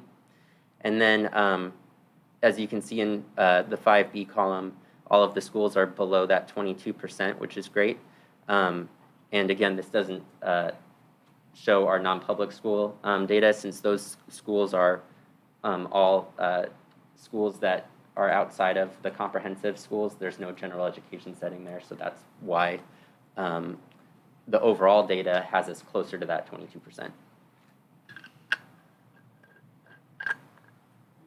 So with our closing, just wanted to summarize of what is the future for special ed, or what are we going to do for the next in the fall. So we got this SIM, which is we are determining the root cause related to the least restrictive environment indicator data, and we will create and hopefully implement a plan by towards the end of this school year. We also have the CSAs, which we will continue to implement our plans. And this includes the UDL training and other activities. We got the LRE, and then we also have the CPAC, which we wanted to partner with our parents through our Special Education Parent Advisory Council. Actually, just wanted to also mention that we had our first meeting last May 12 of this year for our first CPAC, and we are hoping to invite more parents to be part of this council. We want for our parents and guardians of students with disabilities to help advise the district on decision-making process or the decision-making to support our students who receive special education services. We're hoping that we will share more information to begin meeting regularly in the year 2022-2023 school year. And that's the end of our presentation, and we would like to know if there are any questions. I'm going to open up to the board if you have any questions or comments. Mr. Chapinti? Yeah. Thank you for the presentation, and of course, your work on everything. As a teacher in special education myself, working across different settings, whether it's small day classes, STC, Resource Specialist Program, RSP, or as a co-teacher, I think many of the approaches that we have in our schools are a reflection, not just in terms of where our best practices in professional development are in any given district, but also in terms of the discussions we're having within our special education departments and general education as well. As a co-teacher, I realized that if we're not having these discussions in every classroom or in professional development across every aspect of education, then we're relying on the past, special education, as something that's separate from general education. But we know that's not true because all of our students with an IEP are general education students first, receiving services in special education. So one, just to state that I think it's important to remind ourselves because the work being done in special education is a lot of work that is usually thought of as work that's simply unique to our field. In fact, it's something that requires everybody's input and discussion. So I just want to say thank you for facilitating these conversations and, of course, compliance, right? SIM being the case, I think that looking at the numbers, my observation is that it's kind of lopsided in terms of the way it looks in different schools. So I think the need to investigate it, I guess, this summer and moving into the fall, not only is it timely, but as we're returning to what we're looking at on campuses and in person, I think it's really important to consider all the voices involved. And so my first question is, if this has happened yet, what are students and parents and teachers working in special education saying and asking for with response to some of these indicators or just in general in terms of least restrictive environment? Well, I think the CPAC is going to be a really important, group to partner with, and we've shared this data with parents at an informational night to try to gather interest to build our CPAC, and I'm looking forward to getting more of their perspective. I could share, anecdotal data on folks' perceptions of LRE. But I think one thing I'd want to highlight is that in the data, you can see the state moves the target a little bit each year. They're looking for incremental progress, steady incremental progress, but not overnight progress. And I think as you've rightly, noted, all students are general education students, right? Some students just also receive special education services. And the gen ed teachers are a required member of the IEP team for that reason, right? And so I think this is a process that takes time, and when we're talking about the least restrictive environment, there's a lot of educational partners involved, including the parents who must consent to the services that we propose as our offer of free and appropriate public education. And so I think there's individualized decisions, and then there's also district, decisions, and I think we're in the process through CIM of looking at what some of the root causes might be, speaking with educational partners to kind of continue to gather data and then develop those 1 to 2 activities that'll be part of the plan. Good. And I also just want to add that I think that our leadership in the district has really made good, connecting with all our goals, like in our LCLAP, our CSAs, and our SIMs, so that we are not all over the place. So I've seen some of the initiatives in the LCAP as well as CSAs that are all the same things of what we want to move forward. And I think that's one of the, make it easier for our site leaders as well as our other stakeholders in the district to follow. Absolutely. I guess my follow-up question to that would be too, is given that we'll have the summer to collect this data and to see, and of course going into the fall, one of the things, and as a recurring theme, I see this in my work and our work, is that there are different approaches to special education in either a comprehensive or alternative education setting.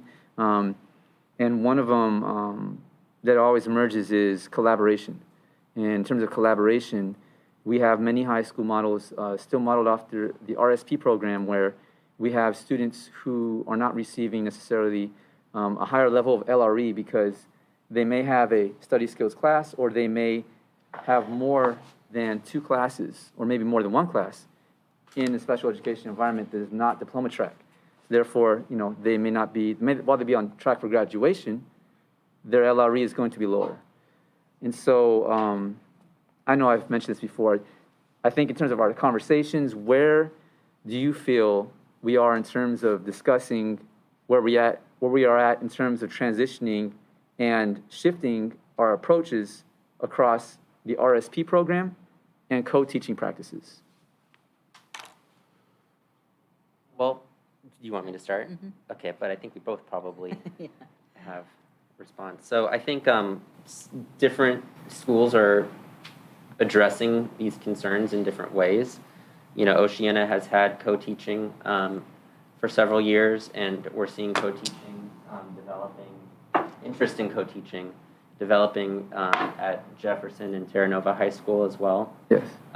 Also, each of those schools is moving towards flex time, which is sort of recognizing that all students could benefit from time in their schedule designated for additional support, which I think is really wonderful.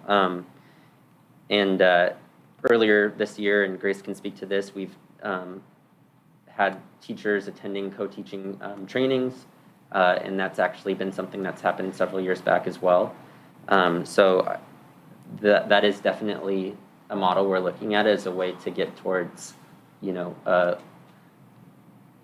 meeting and exceeding these targets, not just for the sake of meeting and exceeding state targets, but because we do want to see our students, you know, in the general education setting to the maximum extent appropriate. Yeah. And in addition, like the trainings, we also, if there's any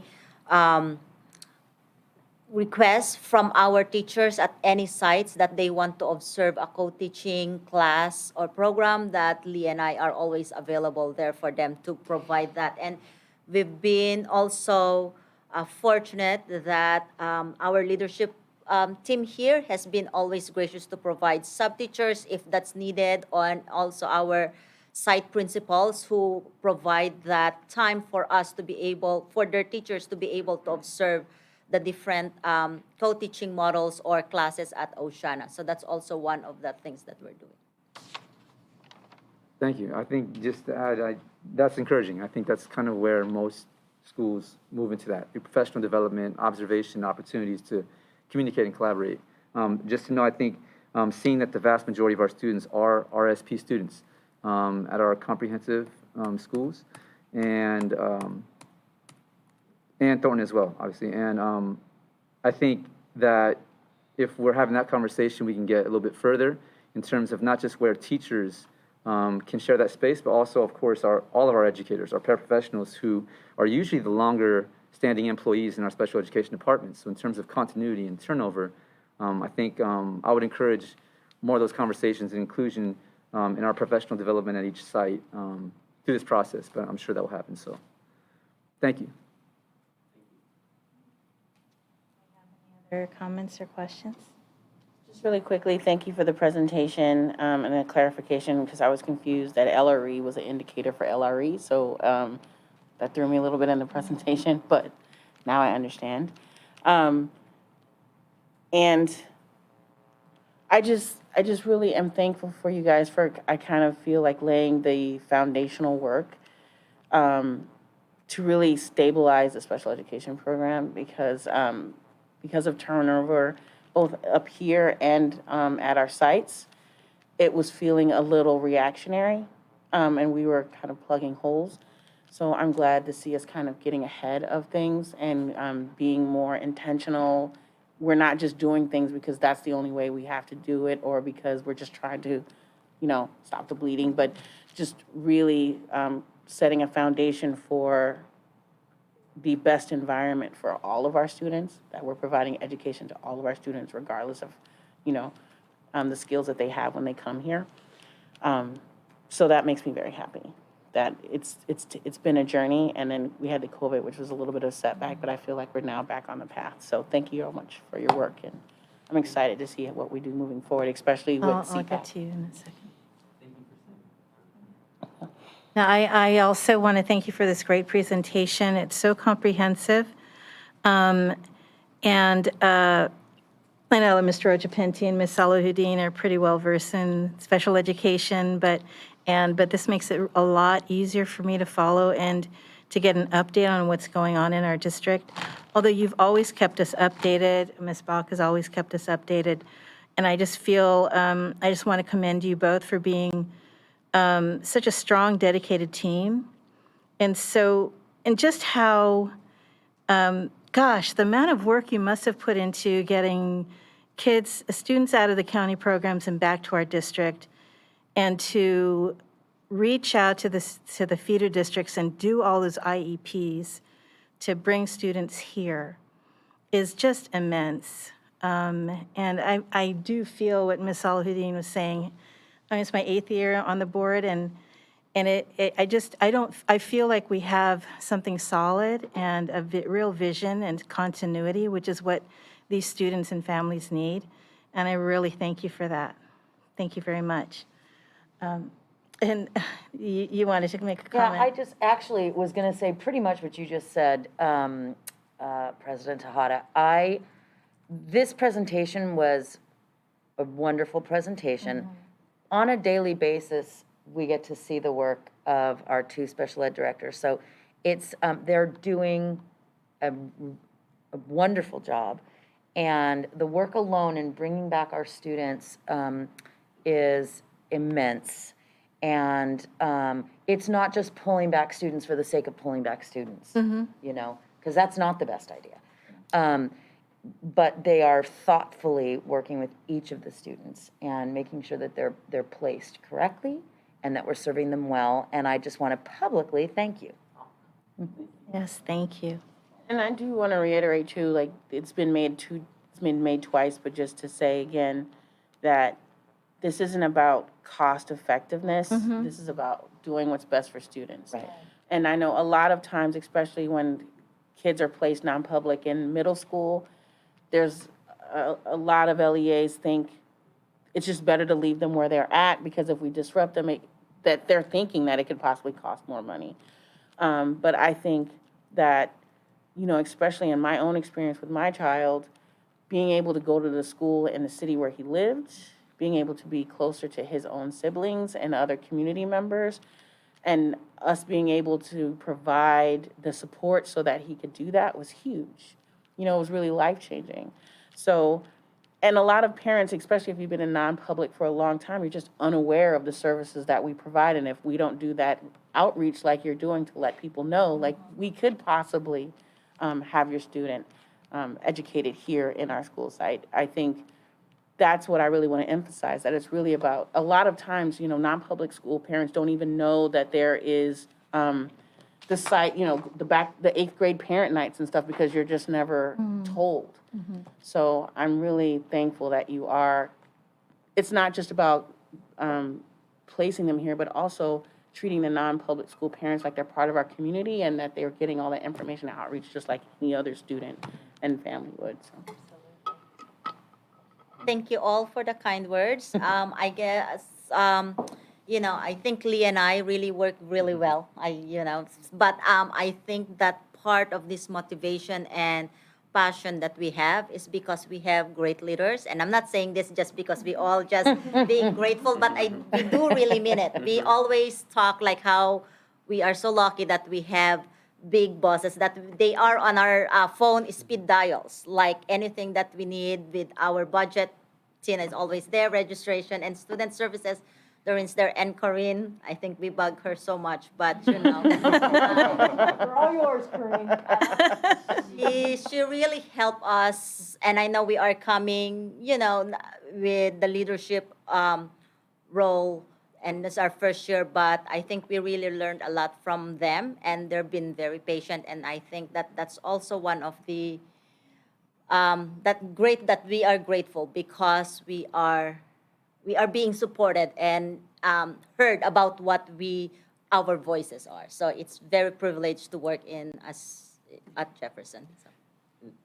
I also just want to echo Grace's comments and then just also thank, you know, for the leadership on staff housing, because recruitment and retention is key to being able to serve students in district. And, you know, we really do, the foundation is the staff that come back year after year and build those programs, and also to the leadership of the district for supporting us in adding positions such as a district BCBA, which, is also key. So very grateful to the staff that also, makes this work possible.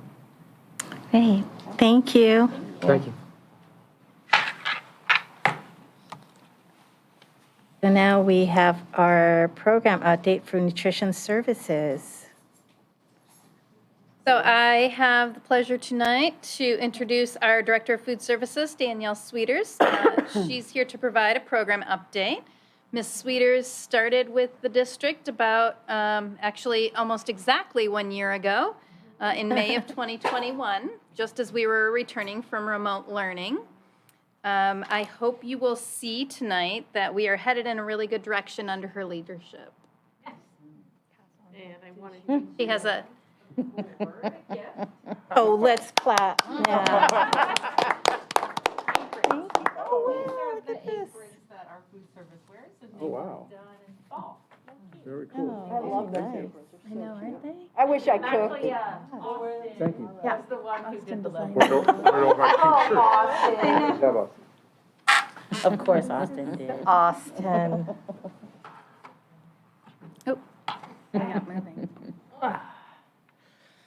Thank you, Tina. And as Tina said, my name's Danielle Sweeters, and I started 1 year ago. And so, presentation. Let's go into the highlights. And here is a Westmore employee, Aura Brown. She's worked with us since 2014. So we like to definitely celebrate long-term employees. And some changes is trying to focus on making fresh food.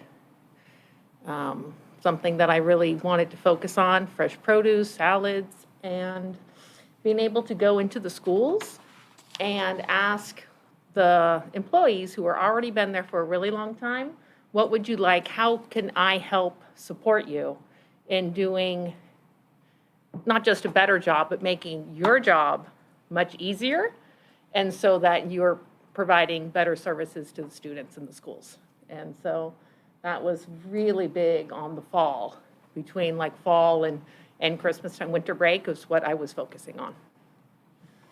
And I think, You want to say who these people are? Oh, yeah, I'm sorry. That's Jerry and Ellen, Jerry Regnart, and this is at Oceana. And meals right now, because of COVID, are free to everybody. And so this is an analysis of before COVID, February 2020, and February 2022 for post, and you can see we more than doubled our meal count. So that's really nice. And we wanted to try to definitely increase quality and not just the quantity. And so, well, we did. Offer for serve. So this began years ago. I'm not sure that our district actually offered it, but reimbursable meals, you take your milk and your produce and your protein in your meal.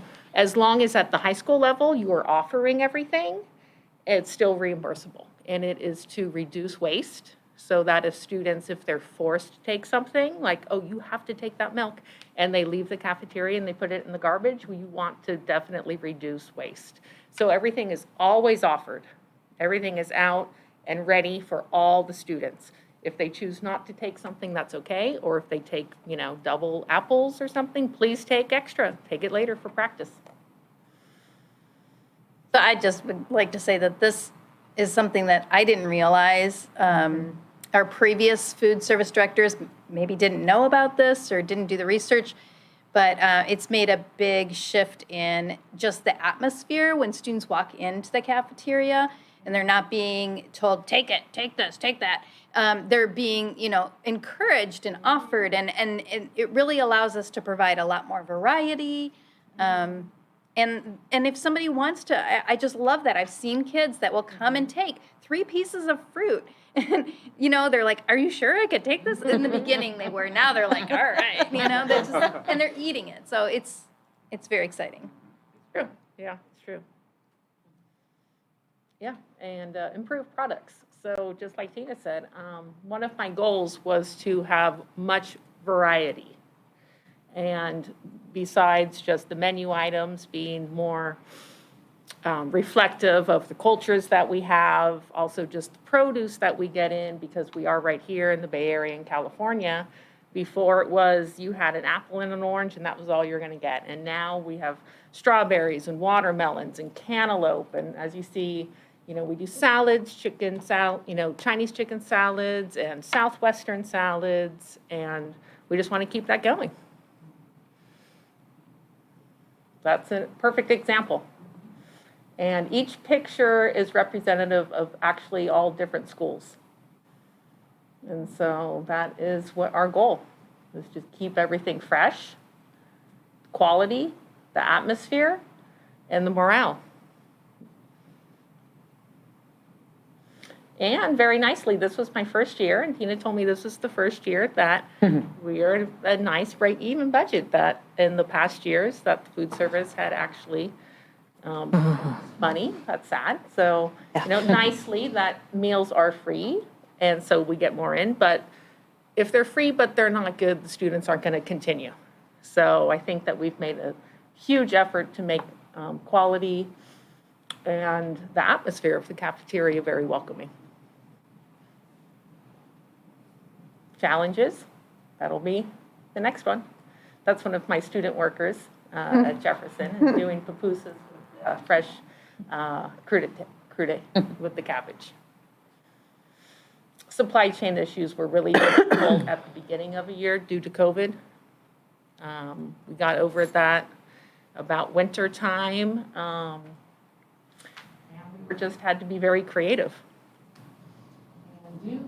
And staffing, hiring, especially because coming out of COVID was more of a skeleton crew because schools were closed. And so having to hire a lot of people at once and training. But we, did that too. And the mind shift change of let's make it a very welcoming environment, as opposed to you have to take this. I think another thing in the mind shift is Ms. Sweeters is trying to offer more site autonomy so that it's not the same menu at every school, but allowing flexibility for what the students at one school prefer over other schools, because we do see a big difference, especially between our Daly City and Pacifica schools. They're just used, they've come up through different elementary programs, they're just used to different foods, and so having the site managers have more autonomy on what products they purchase and what meals they serve has been a big mind shift because our managers are not used to, having that kind of freedom. How is, with that in mind, if there is a problem with the supply chain, how does that affect that autonomy? If you're thinking to make something for the next, not for the following week, and there aren't any ingredients for it? Well, that's the creativity, Yeah. Definitely wanting to have more of fresh produce and local goods implemented, because the supply chain issues were happening at the government level of our huge supplies. And so we opened up an account with Wiedemeyer for the bread, which is a local company, and then getting fresh produce from Daylight Produce, which is close, so that we can actually have things that we can rely on. And then say for goods, say if it was like beef or something that, when it's coming in, to order those and stock those in the freezer, and using more of the fresh bread and the fresh produce to make the meals. Okay.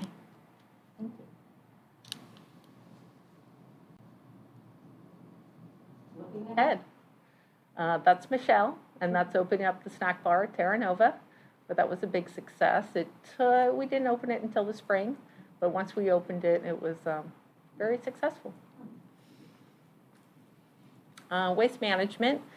So the maintenance department is actually wanting to do more recycling and compost, so we're going to partner with them so we have less waste. And also when we put meals out, to use less plastic and less packaging, and just really try to get away from the waste that we do not need putting into our environment. Tech, which we're going to do a new POS system. Jake, I promise that'll be done by the end of the month. Great. Working on that. And snack bars opening, those who did Terra Nova. We have them open actually at 3 of the 4 schools, and then we'll work on getting Jefferson snack bar open, but 3 of the schools are open. And training. Definitely use that for food safety and training, the things that, so our staff is well equipped.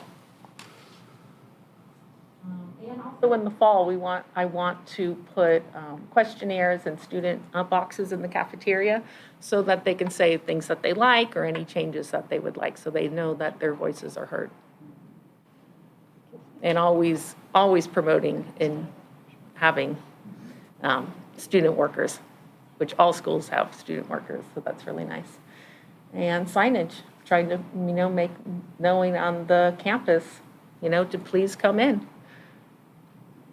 and get your meals.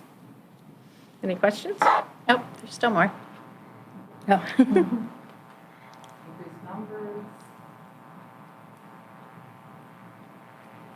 So for our long-term goals for the program is to, Yeah, we just want to keep increasing the quality in the students, provide all the food, and remain fiscally responsible, of course.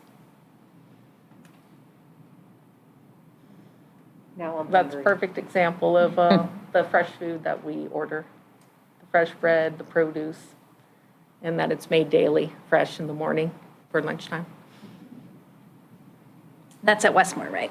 That is Westmore. That's Bimini at Westmore.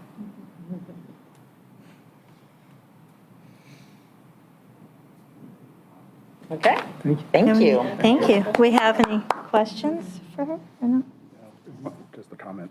A comment? Yeah, just comment. I mean, just to look at that one slide with the different food from the different schools, I mean, that's night and day from what we've seen in the past. So thank you so much for all the hard work, and it's just, you can tell that the love's there, and the dedication's there, so thank you. Thank you. Thank you so much. I really appreciate my staff that I have. Once more. Mr. Ochapinti has a question? Actually, No? Oh, no sorry. worries, no worries, no worries. I think, no, I know, it is still a school day, I know, in terms of, summer school, the site I'm working at, students are still being served food. So like, we know that this happens all year long, so I just want to appreciate, one, the work being done in terms of doubling numbers. We saw during the beginning stages of the pandemic that meal distribution in our district was a central place in our community. And so the discussions that students brought forward prior to the pandemic and changing food services and navigating the ups and downs of that, it's really good to see things stabilize in this sense. And in our transition back to being on campus, that students can feel part of their cafeteria, where unmasking and eating can raise anxiety, but it also can bring some joy in terms of normalizing some interaction for our students who are back on campus. So I just want to appreciate the work being done in our cafeterias. Thank you. Yes, and of course, getting students involved in our student workers. One of the things I noticed is some of my students and many of our students, I'm sure, are working during the pandemic in food services in our community, whether it's fast food or anything, surely doing things at home, delivery. And so their understanding of nutrition and, of course, the industry that's behind it, the quality of food they're looking and expecting, looking for and expecting in our schools should be higher, and they should have a place to have their voice be a part of that process. And so I think that's a highlight for me in terms of just centering student needs and in terms of offering. That's really important. One thing I just want to, I guess, a question and maybe a suggestion too is I like that we're moving towards eco-friendly, sustainable ways in terms of providing our food. It's something I'm seeing in other schools, and fresh ingredients being a part of that. Oceana does have an agri-science program in terms of some schools have active school community gardens where they grow things that can be, of course, in turn integrated into the cuisine. And in essence, you can try to grow things that students want to eat that are not only culturally relevant and in demand, but they're just things that are healthy and maybe new ingredients for students. So I guess one of the questions I would have in terms of recycling and composting, I know during the pandemic, student groups weren't able to meet on campuses, obviously, but we do have like environmental groups. And Grizzlies Go Green, we had that at Jefferson, of course, at Westmore Environmental Club. All at all campuses, there's some interest in that. Have students expressed bridging that work with what's going on in the cafeteria and in terms of composting, or is that there yet? I have not heard the students say that, but it's a good discussion. Yeah, I mean, I've seen it in other cities, and I think it's a logical next step in terms of bridging that, teaching health and fitness in terms of PE as well, and of course in the cafeteria, it's a big part of that. Okay, thank you. And the last part, in terms of student workers, how are students getting involved in the program? Oh, the student workers, they actually come in and they work both the brunch and the lunch, and they can come in, if their grades are good, they can come in 20 minutes or so before and help prepare.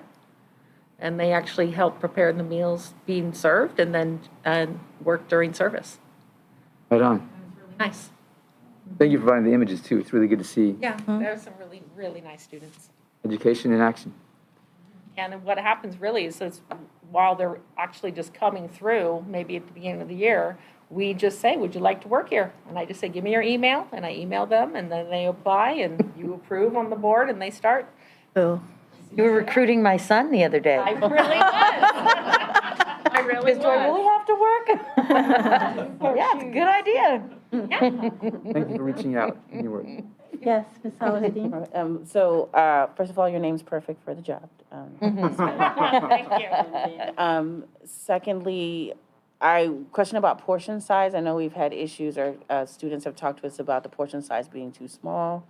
What have you done about portion sizing? I do think they were small before. Okay. I agree.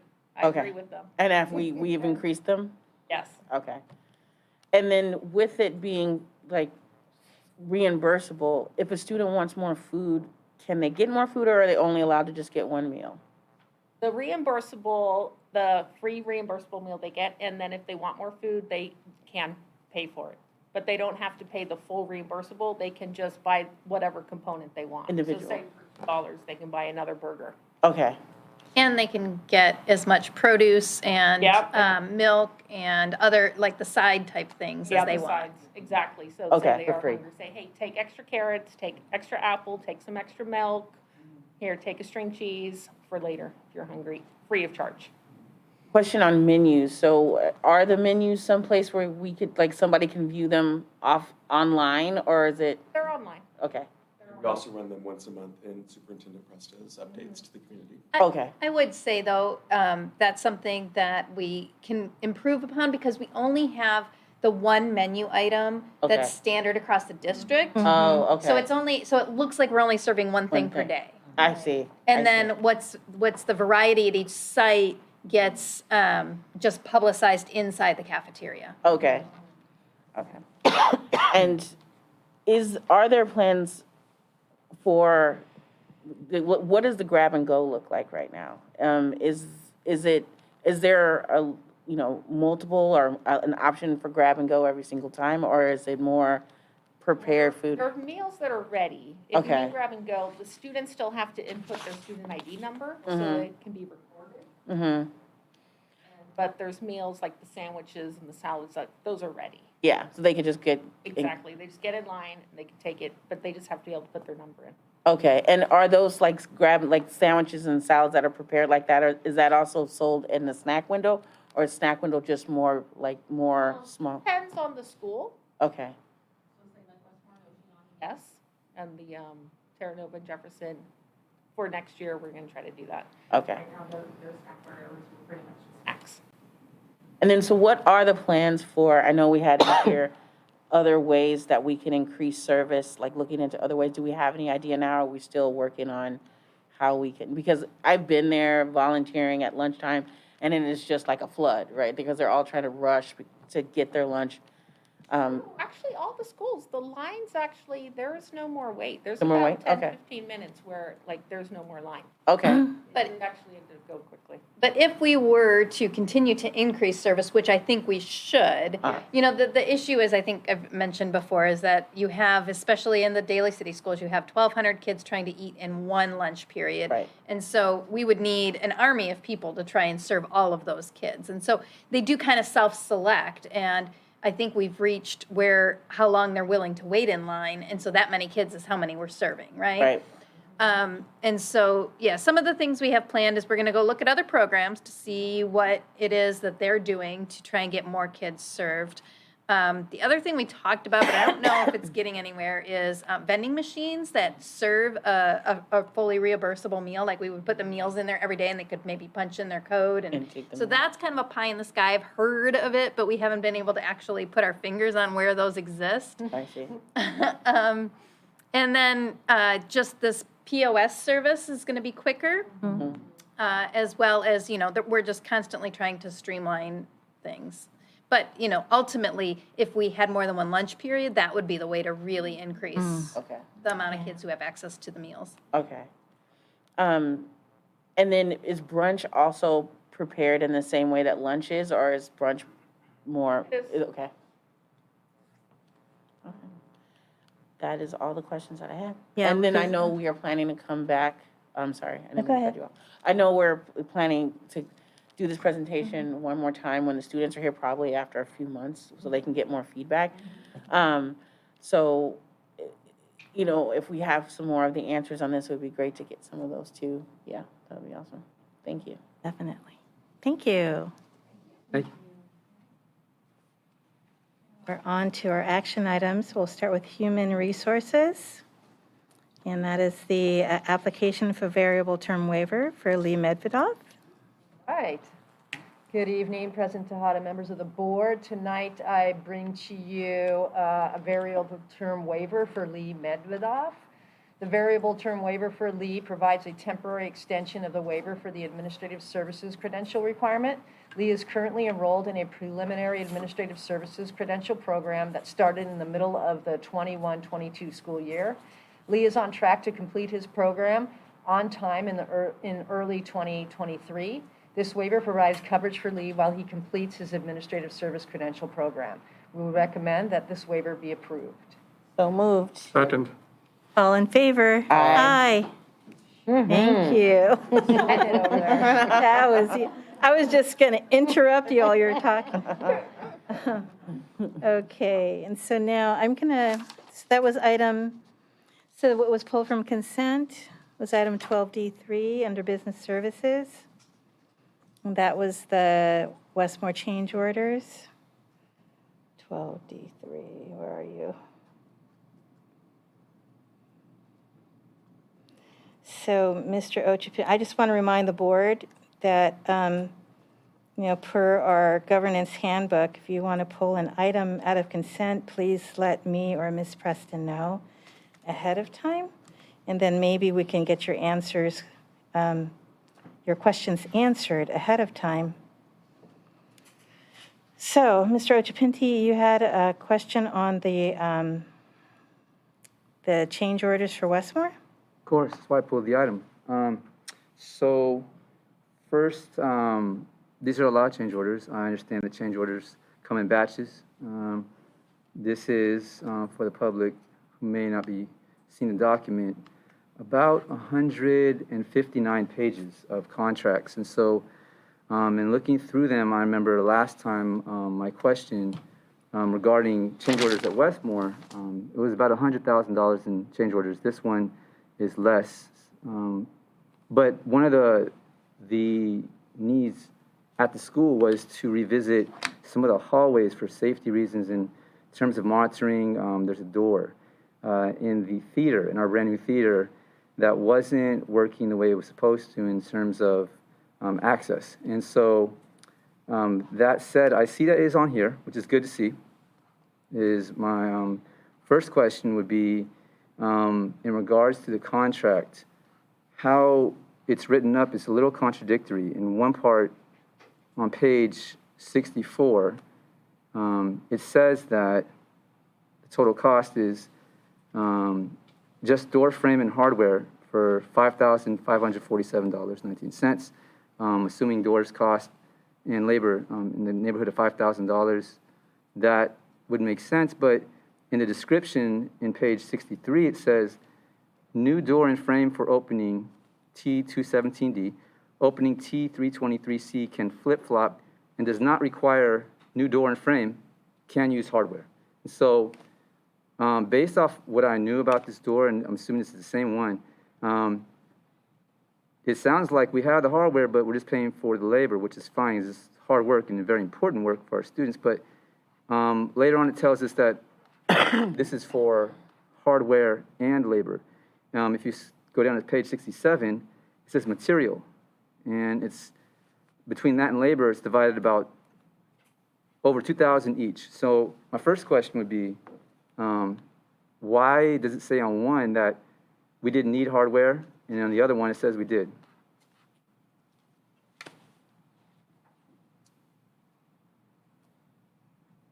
So another reason why it's helpful to have these questions ahead of time, because that is something that might take some research. I know that the change orders have been reviewed not only by Swinnerton, our management company, but also by our director, Ms. Phillips. And so she is glancing over it again now to see if she can find what you're referring to.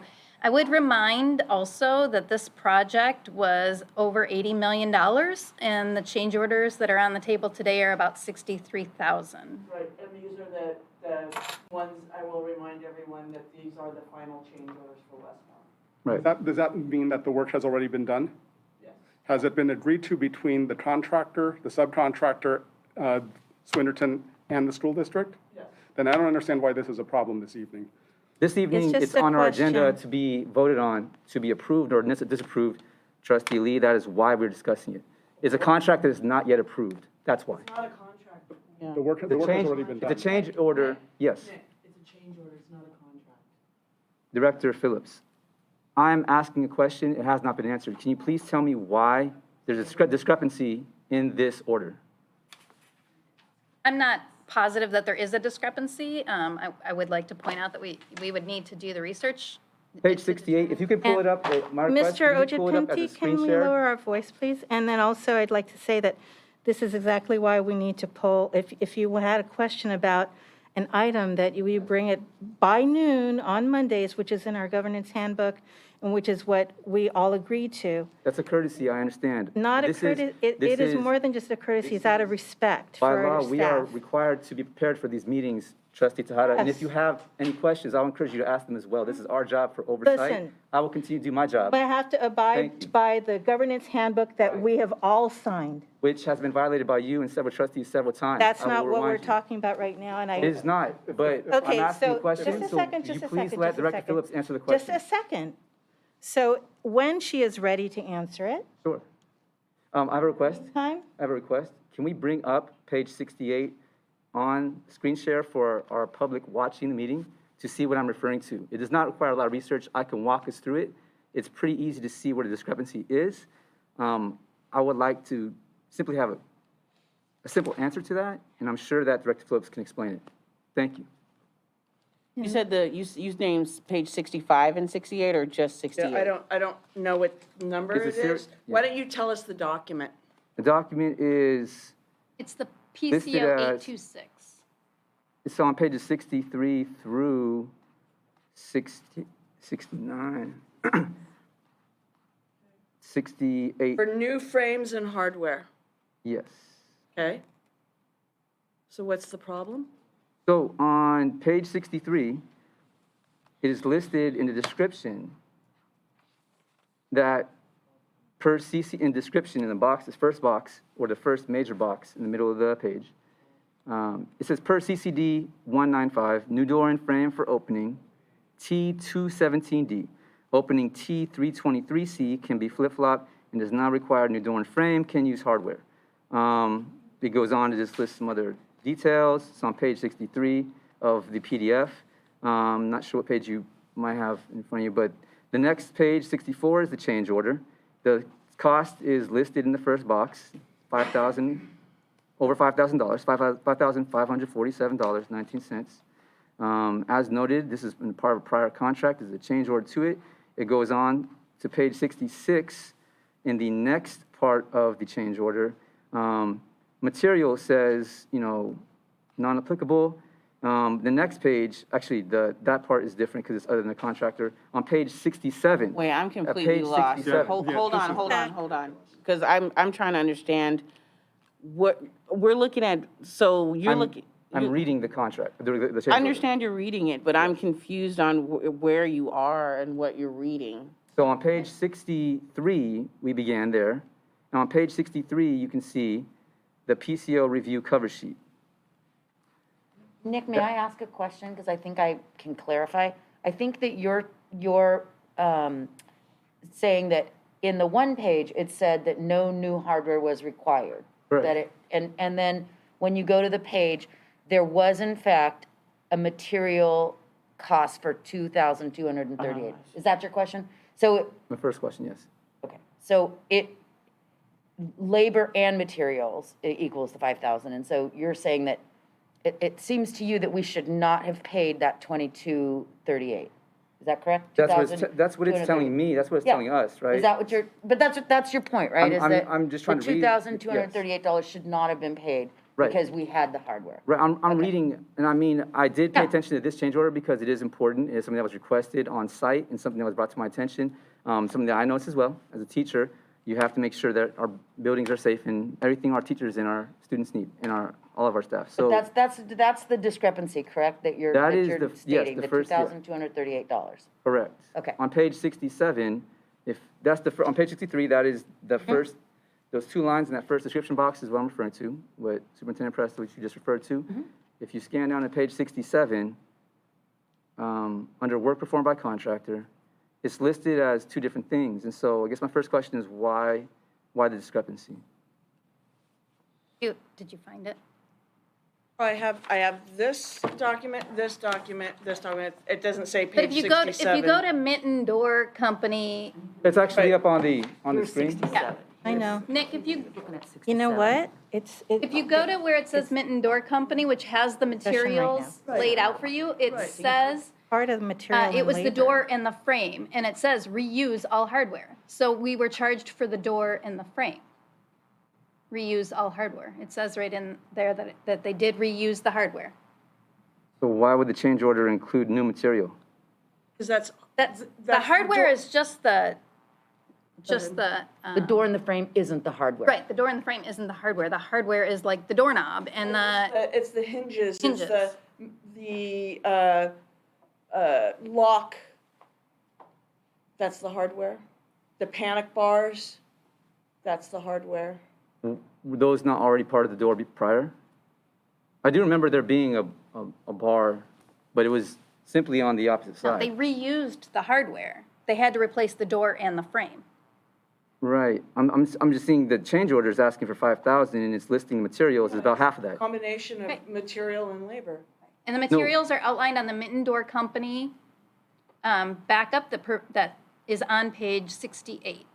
So it looks like we're being double charged for the material because the material was already in the building. No. You're saying They're that they brought in telling new you material? we're not being double charged. There's $2,238.25 of material included in this change order. Because there was a new door and new frame necessary. That's They- what it says here. New door and new frame.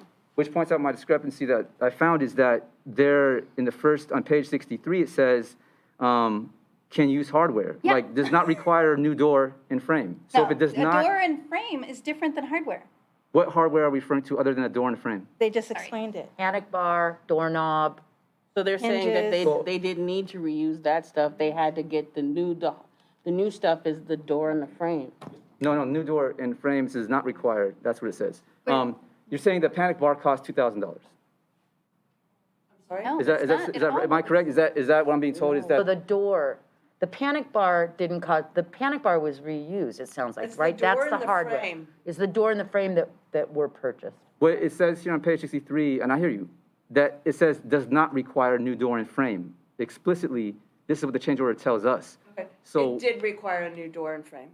So, okay, thank you for that clarification. Does not Why say is it that. listed this way in their original change order, cover sheet? I think what is opening T323C? So that's how I read it, that it says new door and frame for opening T217D. That is one area. Then another area, 2323C, can flip-flop and doesn't require a new door and frame. So One place does require a new frame, new door and frame, the other one doesn't. It's two different areas. So is there a diagram, my next question is this, There were because two this is, doors that were replaced. Right, and that's how I read it, that there were two different areas, and they were describing what was needed in each area. so they're saying that one of the doors was not usable and was tossed out. There was No, we were No. given the door. we were given the door, a new door, the one that trustee Saladin was We were implying to? given the door, we didn't toss out a door. We gave Pete the door, our locksmith, Okay, so that he can use it maybe somewhere else. okay, so one of the doors was not reusable is what you're saying? Not for this project. That's what it Not says this- here in the this contract. situation. The contract actually says. Or in the change order. Does not require a new door. But I'm asking because I only see one, is the diagram on page 62 referring to this door or no? Because I was trying to visualize what this is talking about, and it was kind of hard to understand based off this. Right. What material was being bought, because there's discrepancy in the change order material. So I moved to call the question because, again, this is why in our guidance, in our board guidance that we all signed and agreed to, that these type of discussions need to take place before the meeting. If you want to. Not always, no. Yes, Yes. always. Yes, it does. Yes, it does. So just so I can finish my point, in our handbook, which you signed, it absolutely says that if you're gonna pull an item off of the consent agenda, that you need to give an alert and send the questions in advance so that the answers could be provided for you in the meeting. I understand asking questions that you want the answers to in a public meeting. I do that all the time, and I will let the district office staff know, hey, guys, these are the questions I'm gonna ask, and I'm gonna re-ask them in a public meeting so that the public can hear the answers, but I don't walk into a meeting with this level of question and not give the staff heads up. We all agree to do that in our board book, so if we don't do the pre-work, then we can't expect them to do the work on the other hand. That is our job as a board. Our job as a board is actually to prepare for these meetings and not Right, have to, and so and not to. preparing for the excuse meetings me, is to and send the questions in excuse advance me, per our excuse board me, guidelines. Excuse me. Yeah. And not show up to a meeting unprepared to ask questions in real time. Our director of No one is facilities- showing up to the meeting Excuse me, unprepared to ask excuse me, questions, Nick. excuse me, What we're saying is we excuse me, want you to excuse come me, to the please do not meetings interrupt. President doing Sahada, the can you pre-work please that create we some all order in this? agreed to do in our book. We all agreed to do the pre-work. So if you're not gonna do the pre-work, then this is why we have this problem. I have right done the now. work. I am the only person No, with you questions did not. here. You did not I send am the the only pre-work. person who's asked questions Hi, at this I'm meeting. going to get everybody's Only person attention that's here. asked questions. Currently asking Hello? questions on this item. Okay. That's I'm- fine. Thank you. I'm sorry, board members, I want to get our attention back to Yes. the matter at hand. Yes, please. I also am going to reiterate that we all signed the board Yeah. governance handbook, and this is why I asked that we all be distributed our signed handbook the last time we were here, because we need to read it and adhere to it, so that you're saying you're doing the work, you're asking the questions. It would be much more helpful, and it would make the meetings go much more smoothly and quickly if we ask the questions ahead of time, respect our staff's time, asking them ahead of time to answer these questions that you have over this $5,000 change order. So, and then Ms. Van Rapworth has a question. Well, no, I would just like to state, I do believe the question has been answered. Yes. That we have clarified that there were two areas, one where the door and frame could be reused and one where the door and frame could not be reused. And that door and frame that could not be reused has been kept for some other purpose. Hopefully, we can use it down the road, but it was not usable in this circumstance. Okay, so thank you for the clarification. So move to No, call the no, no, question. no, excuse me, please don't interrupt me because as a point of Okay, order. I'm just going to point let of you. order. Please, I'm going to let you continually speak right. interrupted. Yes. Listen to me. Yes. I'm letting you speak right now, but we've really got to move on with this. So what is your comment? My comment and follow-up question is this. One, change orders as part of contracts are extremely important and require the preparation of every single board member, and I trust the professionalism of our staff, which is why I ask these questions, because I know they understand what's going on the ground. Secondly, my follow-up question is this, and it has not been answered. Is this diagram referring to the doors? Because I was trying to see whether or not this was referring to that or something else entirely. So I still have my motion. Wait, hold- Excuse me, please Okay, please, I asked the hold question. on, hold on.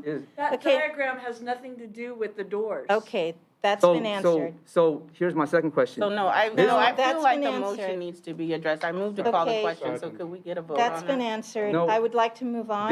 This diagram is listed twice in our presentation, It's a so, mistake, yes, Nick, it's a mistake. that's a point I of apologize. clarification. That's fine, thank you for that. That's, you read my Sorry that was question. confusing. That's okay, I understand, this Okay. is why I asked the question. We've got to move on.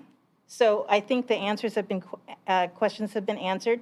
We have now a motion on the floor to approve. Yes, I would appreciate next time if you let Okay. me do my job and ask questions You before know- cutting me off. Thank you. you That's all. know, That is all. That is Read all. the governance handbook, please. Please do the same. So Thank you. So I didn't have- move, There's so a then, motion to approve. no, that wasn't a motion to approve. There was a Okay. motion to call the question, but I will now Okay. move to approve. Second.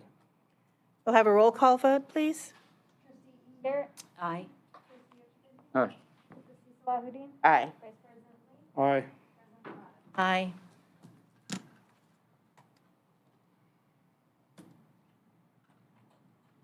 Okay. Business Services, approval of Resolution 2021-22/20 Education Protection Account. Thank you, President Tejada. Every year, we are asked to approve a resolution outlining what we are using the educational protection funding for, and every year we use it for salaries. So I recommend the Move to approve approval of this resolution resolution. 21-22/20. Second. All in favor? Aye. Aye. Item B, what is that? 15B2. 15B2, budgetary increases and transfers at year-end resolution number 2021-22/21. Thank you. So this is another annual resolution, which allows the county superintendent to offset any over expenditures in our accounts at the end of the fiscal year. To approve. Second. All in favor? Aye.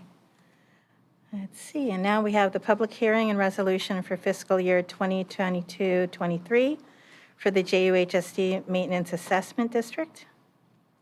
President Tejada. So this is the third and final step in our annual process of maintaining our maintenance assessment district funds. This is the allows us to levy the continued assessments. Every year, it generates about $360,000 for our district. I'll open the public hearing. No public comments. Public hearing is closed. We have a motion. Move to approve the resolution for the Maintenance Assessment District. Second. All in favor? Aye.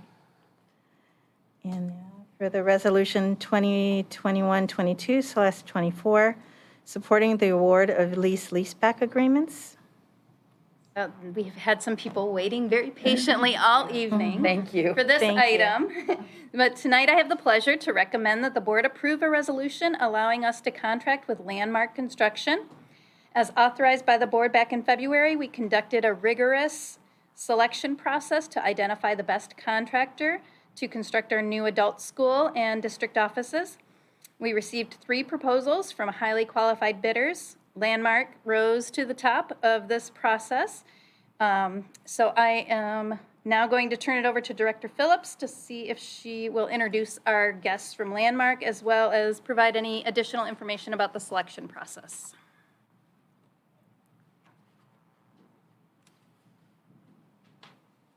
Good evening.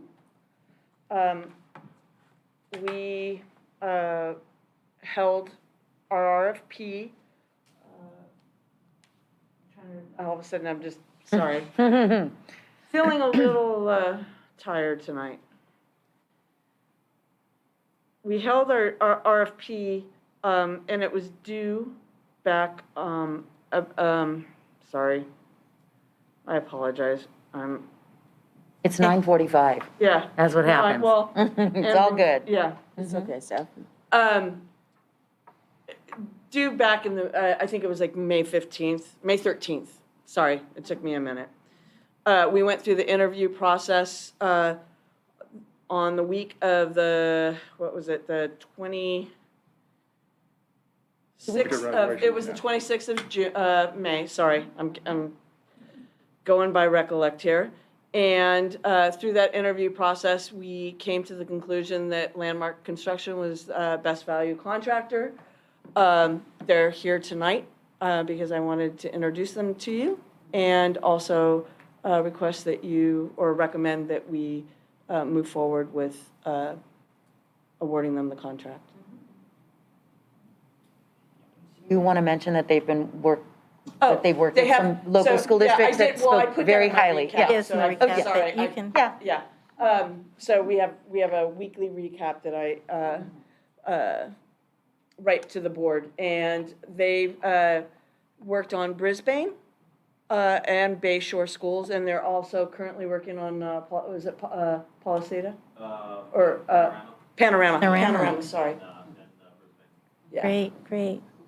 So they have local experience and lots of lease-back K-12 experience, and they're very excited to work with us. Great. Yeah. Sorry. Sorry, I'm like, this is not me. We're tired. It's all right. It's okay. Kevin Brennan, who is president of Landmark, and Ellen, who is the pre-construction fantastic. director for Landmark, are here tonight. And if you have any questions? Welcome. Yeah. Yes, Okay. thank you, everybody, yeah.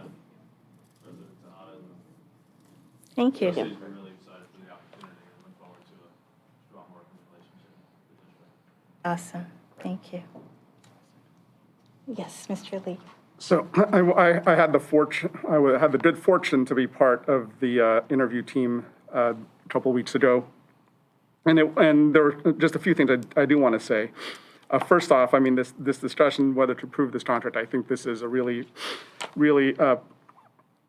good thing we're about to do here. Looking at the qualifications of Landmark very specifically, not just the local experience, but also the familiarity with working with the city of Daly City, which is also going to be a very key bit of experience as well. Notable too, I think, was the project team is coming over from one project to another, and looks like the team has been together for a couple of years, which really bodes well for us because it's the familiarity of the team working together, which I appreciate. The fact that what came out in the interviews from the team, that they've already been doing some of this work in advance. Looking at the supply chain issues with materials, with solar panels, with other items that could potentially be issues for us and could delay the project. The fact that they've already been doing that homework. The idea of being an integrated whole team approach, especially with the subcontractors. We just had a lengthy discussion about change orders, and that the fact that the lease-back delivery method will minimize the amount of change orders because of the value that the subs will bring as part of the process early on. And I really appreciated hearing the types of firms that you're working with and the relationships you have in the subcontractor community so that you can ensure that we're getting the best value for the work that's going to be done. And the other thing too, I think that jumped out was the fact that we are going after LEED certification for the two buildings. The fact that these will be, potentially our very first LEED buildings in the district, sustainability and green, and that you have team members that are LEED certified is a really big plus in my book as well. So all this is to say that I am very excited about working with you on this. To the mic. You had a question, Mr. Chipinti? Question, or just a comment. So just real quick, you might want to have them move to the mic, because I don't know. Is it for, Go who's ahead. it for? You've got a comment? So in a prior meeting, we discussed many of these issues, including lease-back agreements. Some of the questions I asked then, my concerns, I still hold. In terms of lease-back agreements allowing school districts to avoid competitive bidding, even if it's framed in the sense of best value. I believe that they're not a right fit for school districts, and they're not a right fit for public entities in terms of avoiding fair business practices and fair labor practices, with no comment on terms of the quality of the work being provided. I believe the process by which the school district is going about this is not only wrong, it's unethical. On top of that, this project is being fast-tracked. As you may or may not be aware of, the environmental impact report around this Cerro del Rey district office has not been fully approved yet in the phase that's being discussed that would predicate any building of a new district office at Westmore Park. In addition, pesticides were found at Westmore Park, and there's currently a study to investigate the source of those contaminants and so forth. And so with regards to this, thank you for being here, and of course, the work you put on things. Though the board, as a majority, have voted for this, I have not. And out of respect for you and your time and labor, obviously, I appreciate you being here. But I cannot approve this in good conscience. So that said, I look forward to a new district office and look forward to it being built here at Cerro del Rey, where it was originally intended. And so in addition to a community center and many things that our community is asking for in the course of this project. So just to let you know where I stand, and obviously the public, that this deal is not a done deal. It's not a closed deal, and there are still steps to be taken. So I believe this is not only preemptive, but not the right choice for our community and our school district. That said, thank you. That's it. We have a motion to approve. Move to approve. Second. We get a roll call vote, please. Aye. No. Aye. Aye. Aye. Thank you. Looking forward to it. And now we have Resolution 2021-22/23, increasing school facilities fees as authorized by Government Code Section 65995B3. Thank you again. This is my last resolution for the night. This is a proposal to increase our school facilities fees as authorized by Government Code Section 65995B. Attached to this proposal is, or to this item, is the final developer fee study that was conducted by Jack Schrader and Associates that justifies the fee increase to what was approved in the most recent board action. Okay. Move to approve. Second. All in favor? Aye. No. Okay. Did you note that, Ms. Johnson? Okay. Consideration of future agenda items. So we had scheduled our superintendent evaluation on June 11th, but Mr. Lee will not be present. And so I'd like to find an alternate date at this time so that we have as many board members available to work on that. So Mr. Lee, you're going to be out of town. I'll be out of town this weekend. I'm out of town the following weekend as well. And so But I am back on on June 25th, if we want to do it in June on a Saturday. does June 25th work for everyone else? I will be gone. Oh, you'll be, oh, that's Yeah. right, That's you're right, out. we're gone. Okay, that's not going to work. So you're gone through July 2nd, and then I even put in my calendar. Thank Okay. you. So we'll look at July 9th if people are around. That works for me. What date was it again? July 9? July 9, are we gonna, so if we wait till that, are we gonna set a day, are we gonna do review and goals all in one meeting? We should, so we don't. So this is when you guys are getting together to This is do the actually when we review. go Yeah. get together and, Yeah, so I'm Go saying, over. so then we have to do and set another meeting to do the To review. meet with her, And yeah. then we have to, and we're gonna do review and goals all before the start of school. Why don't we just break up these in terms of our meetings and have them the same day as our regular board meetings? Given that there's usually less on the agenda during summer meetings. because it takes a lot of time. And We can break them up into it's easier multiple- to, let's see. If we break them up into multiple meetings, it would take less time, or it would be easier to navigate. Yeah, I mean, I think that's why we had set June 11th, so that we would have enough Have a lot time. of time. So, I mean, these are dates in the summer where if we're having regular board meetings, we can also discuss these issues during the summer. So, After the board meeting, so we're gonna do it like at 8 or 9 o'clock? yeah, I mean, this is a longer board meeting, it's almost 10. But I mean, I if, prefer not to because I like to get home to my children at a decent time. Yeah. So that's my request. well, I guess the other option is people should be free on weekends this summer. But how many hours do we expect it to take?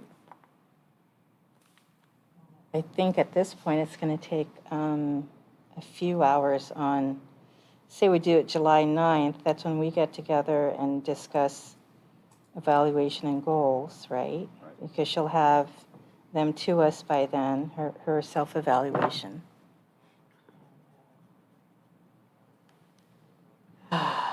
Probably at least a 3-hour meeting, I would think. At least. Probably at least 9 to 12. 9 to 12, at least 9 to 12.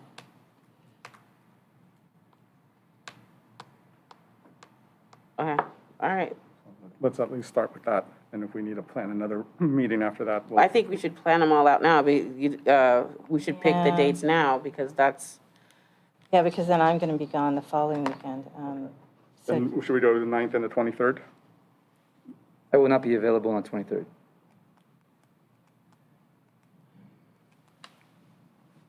Or the 30th. Superintendent Presta, are there days that work best for you? I'm not in attendance. not attending it. well, you will be at the ones after July 9th. Yeah, the Yeah, second, the so- second one, yeah. Because we could probably do that How about August in a 6th? closed section. That's true, we could do that too. Yeah, good. Do we want to try then for closed session on July 19th, or is that when you're gone? I'm not. So, July 19th. Yeah, July 19th? I'm back on July 19th. Okay. gone. You're gone? Good. Okay, Rose, you're gone, okay. How So about let's South- start with July 9th. Okay, 9 to 12, right? Yep. 9 to 12.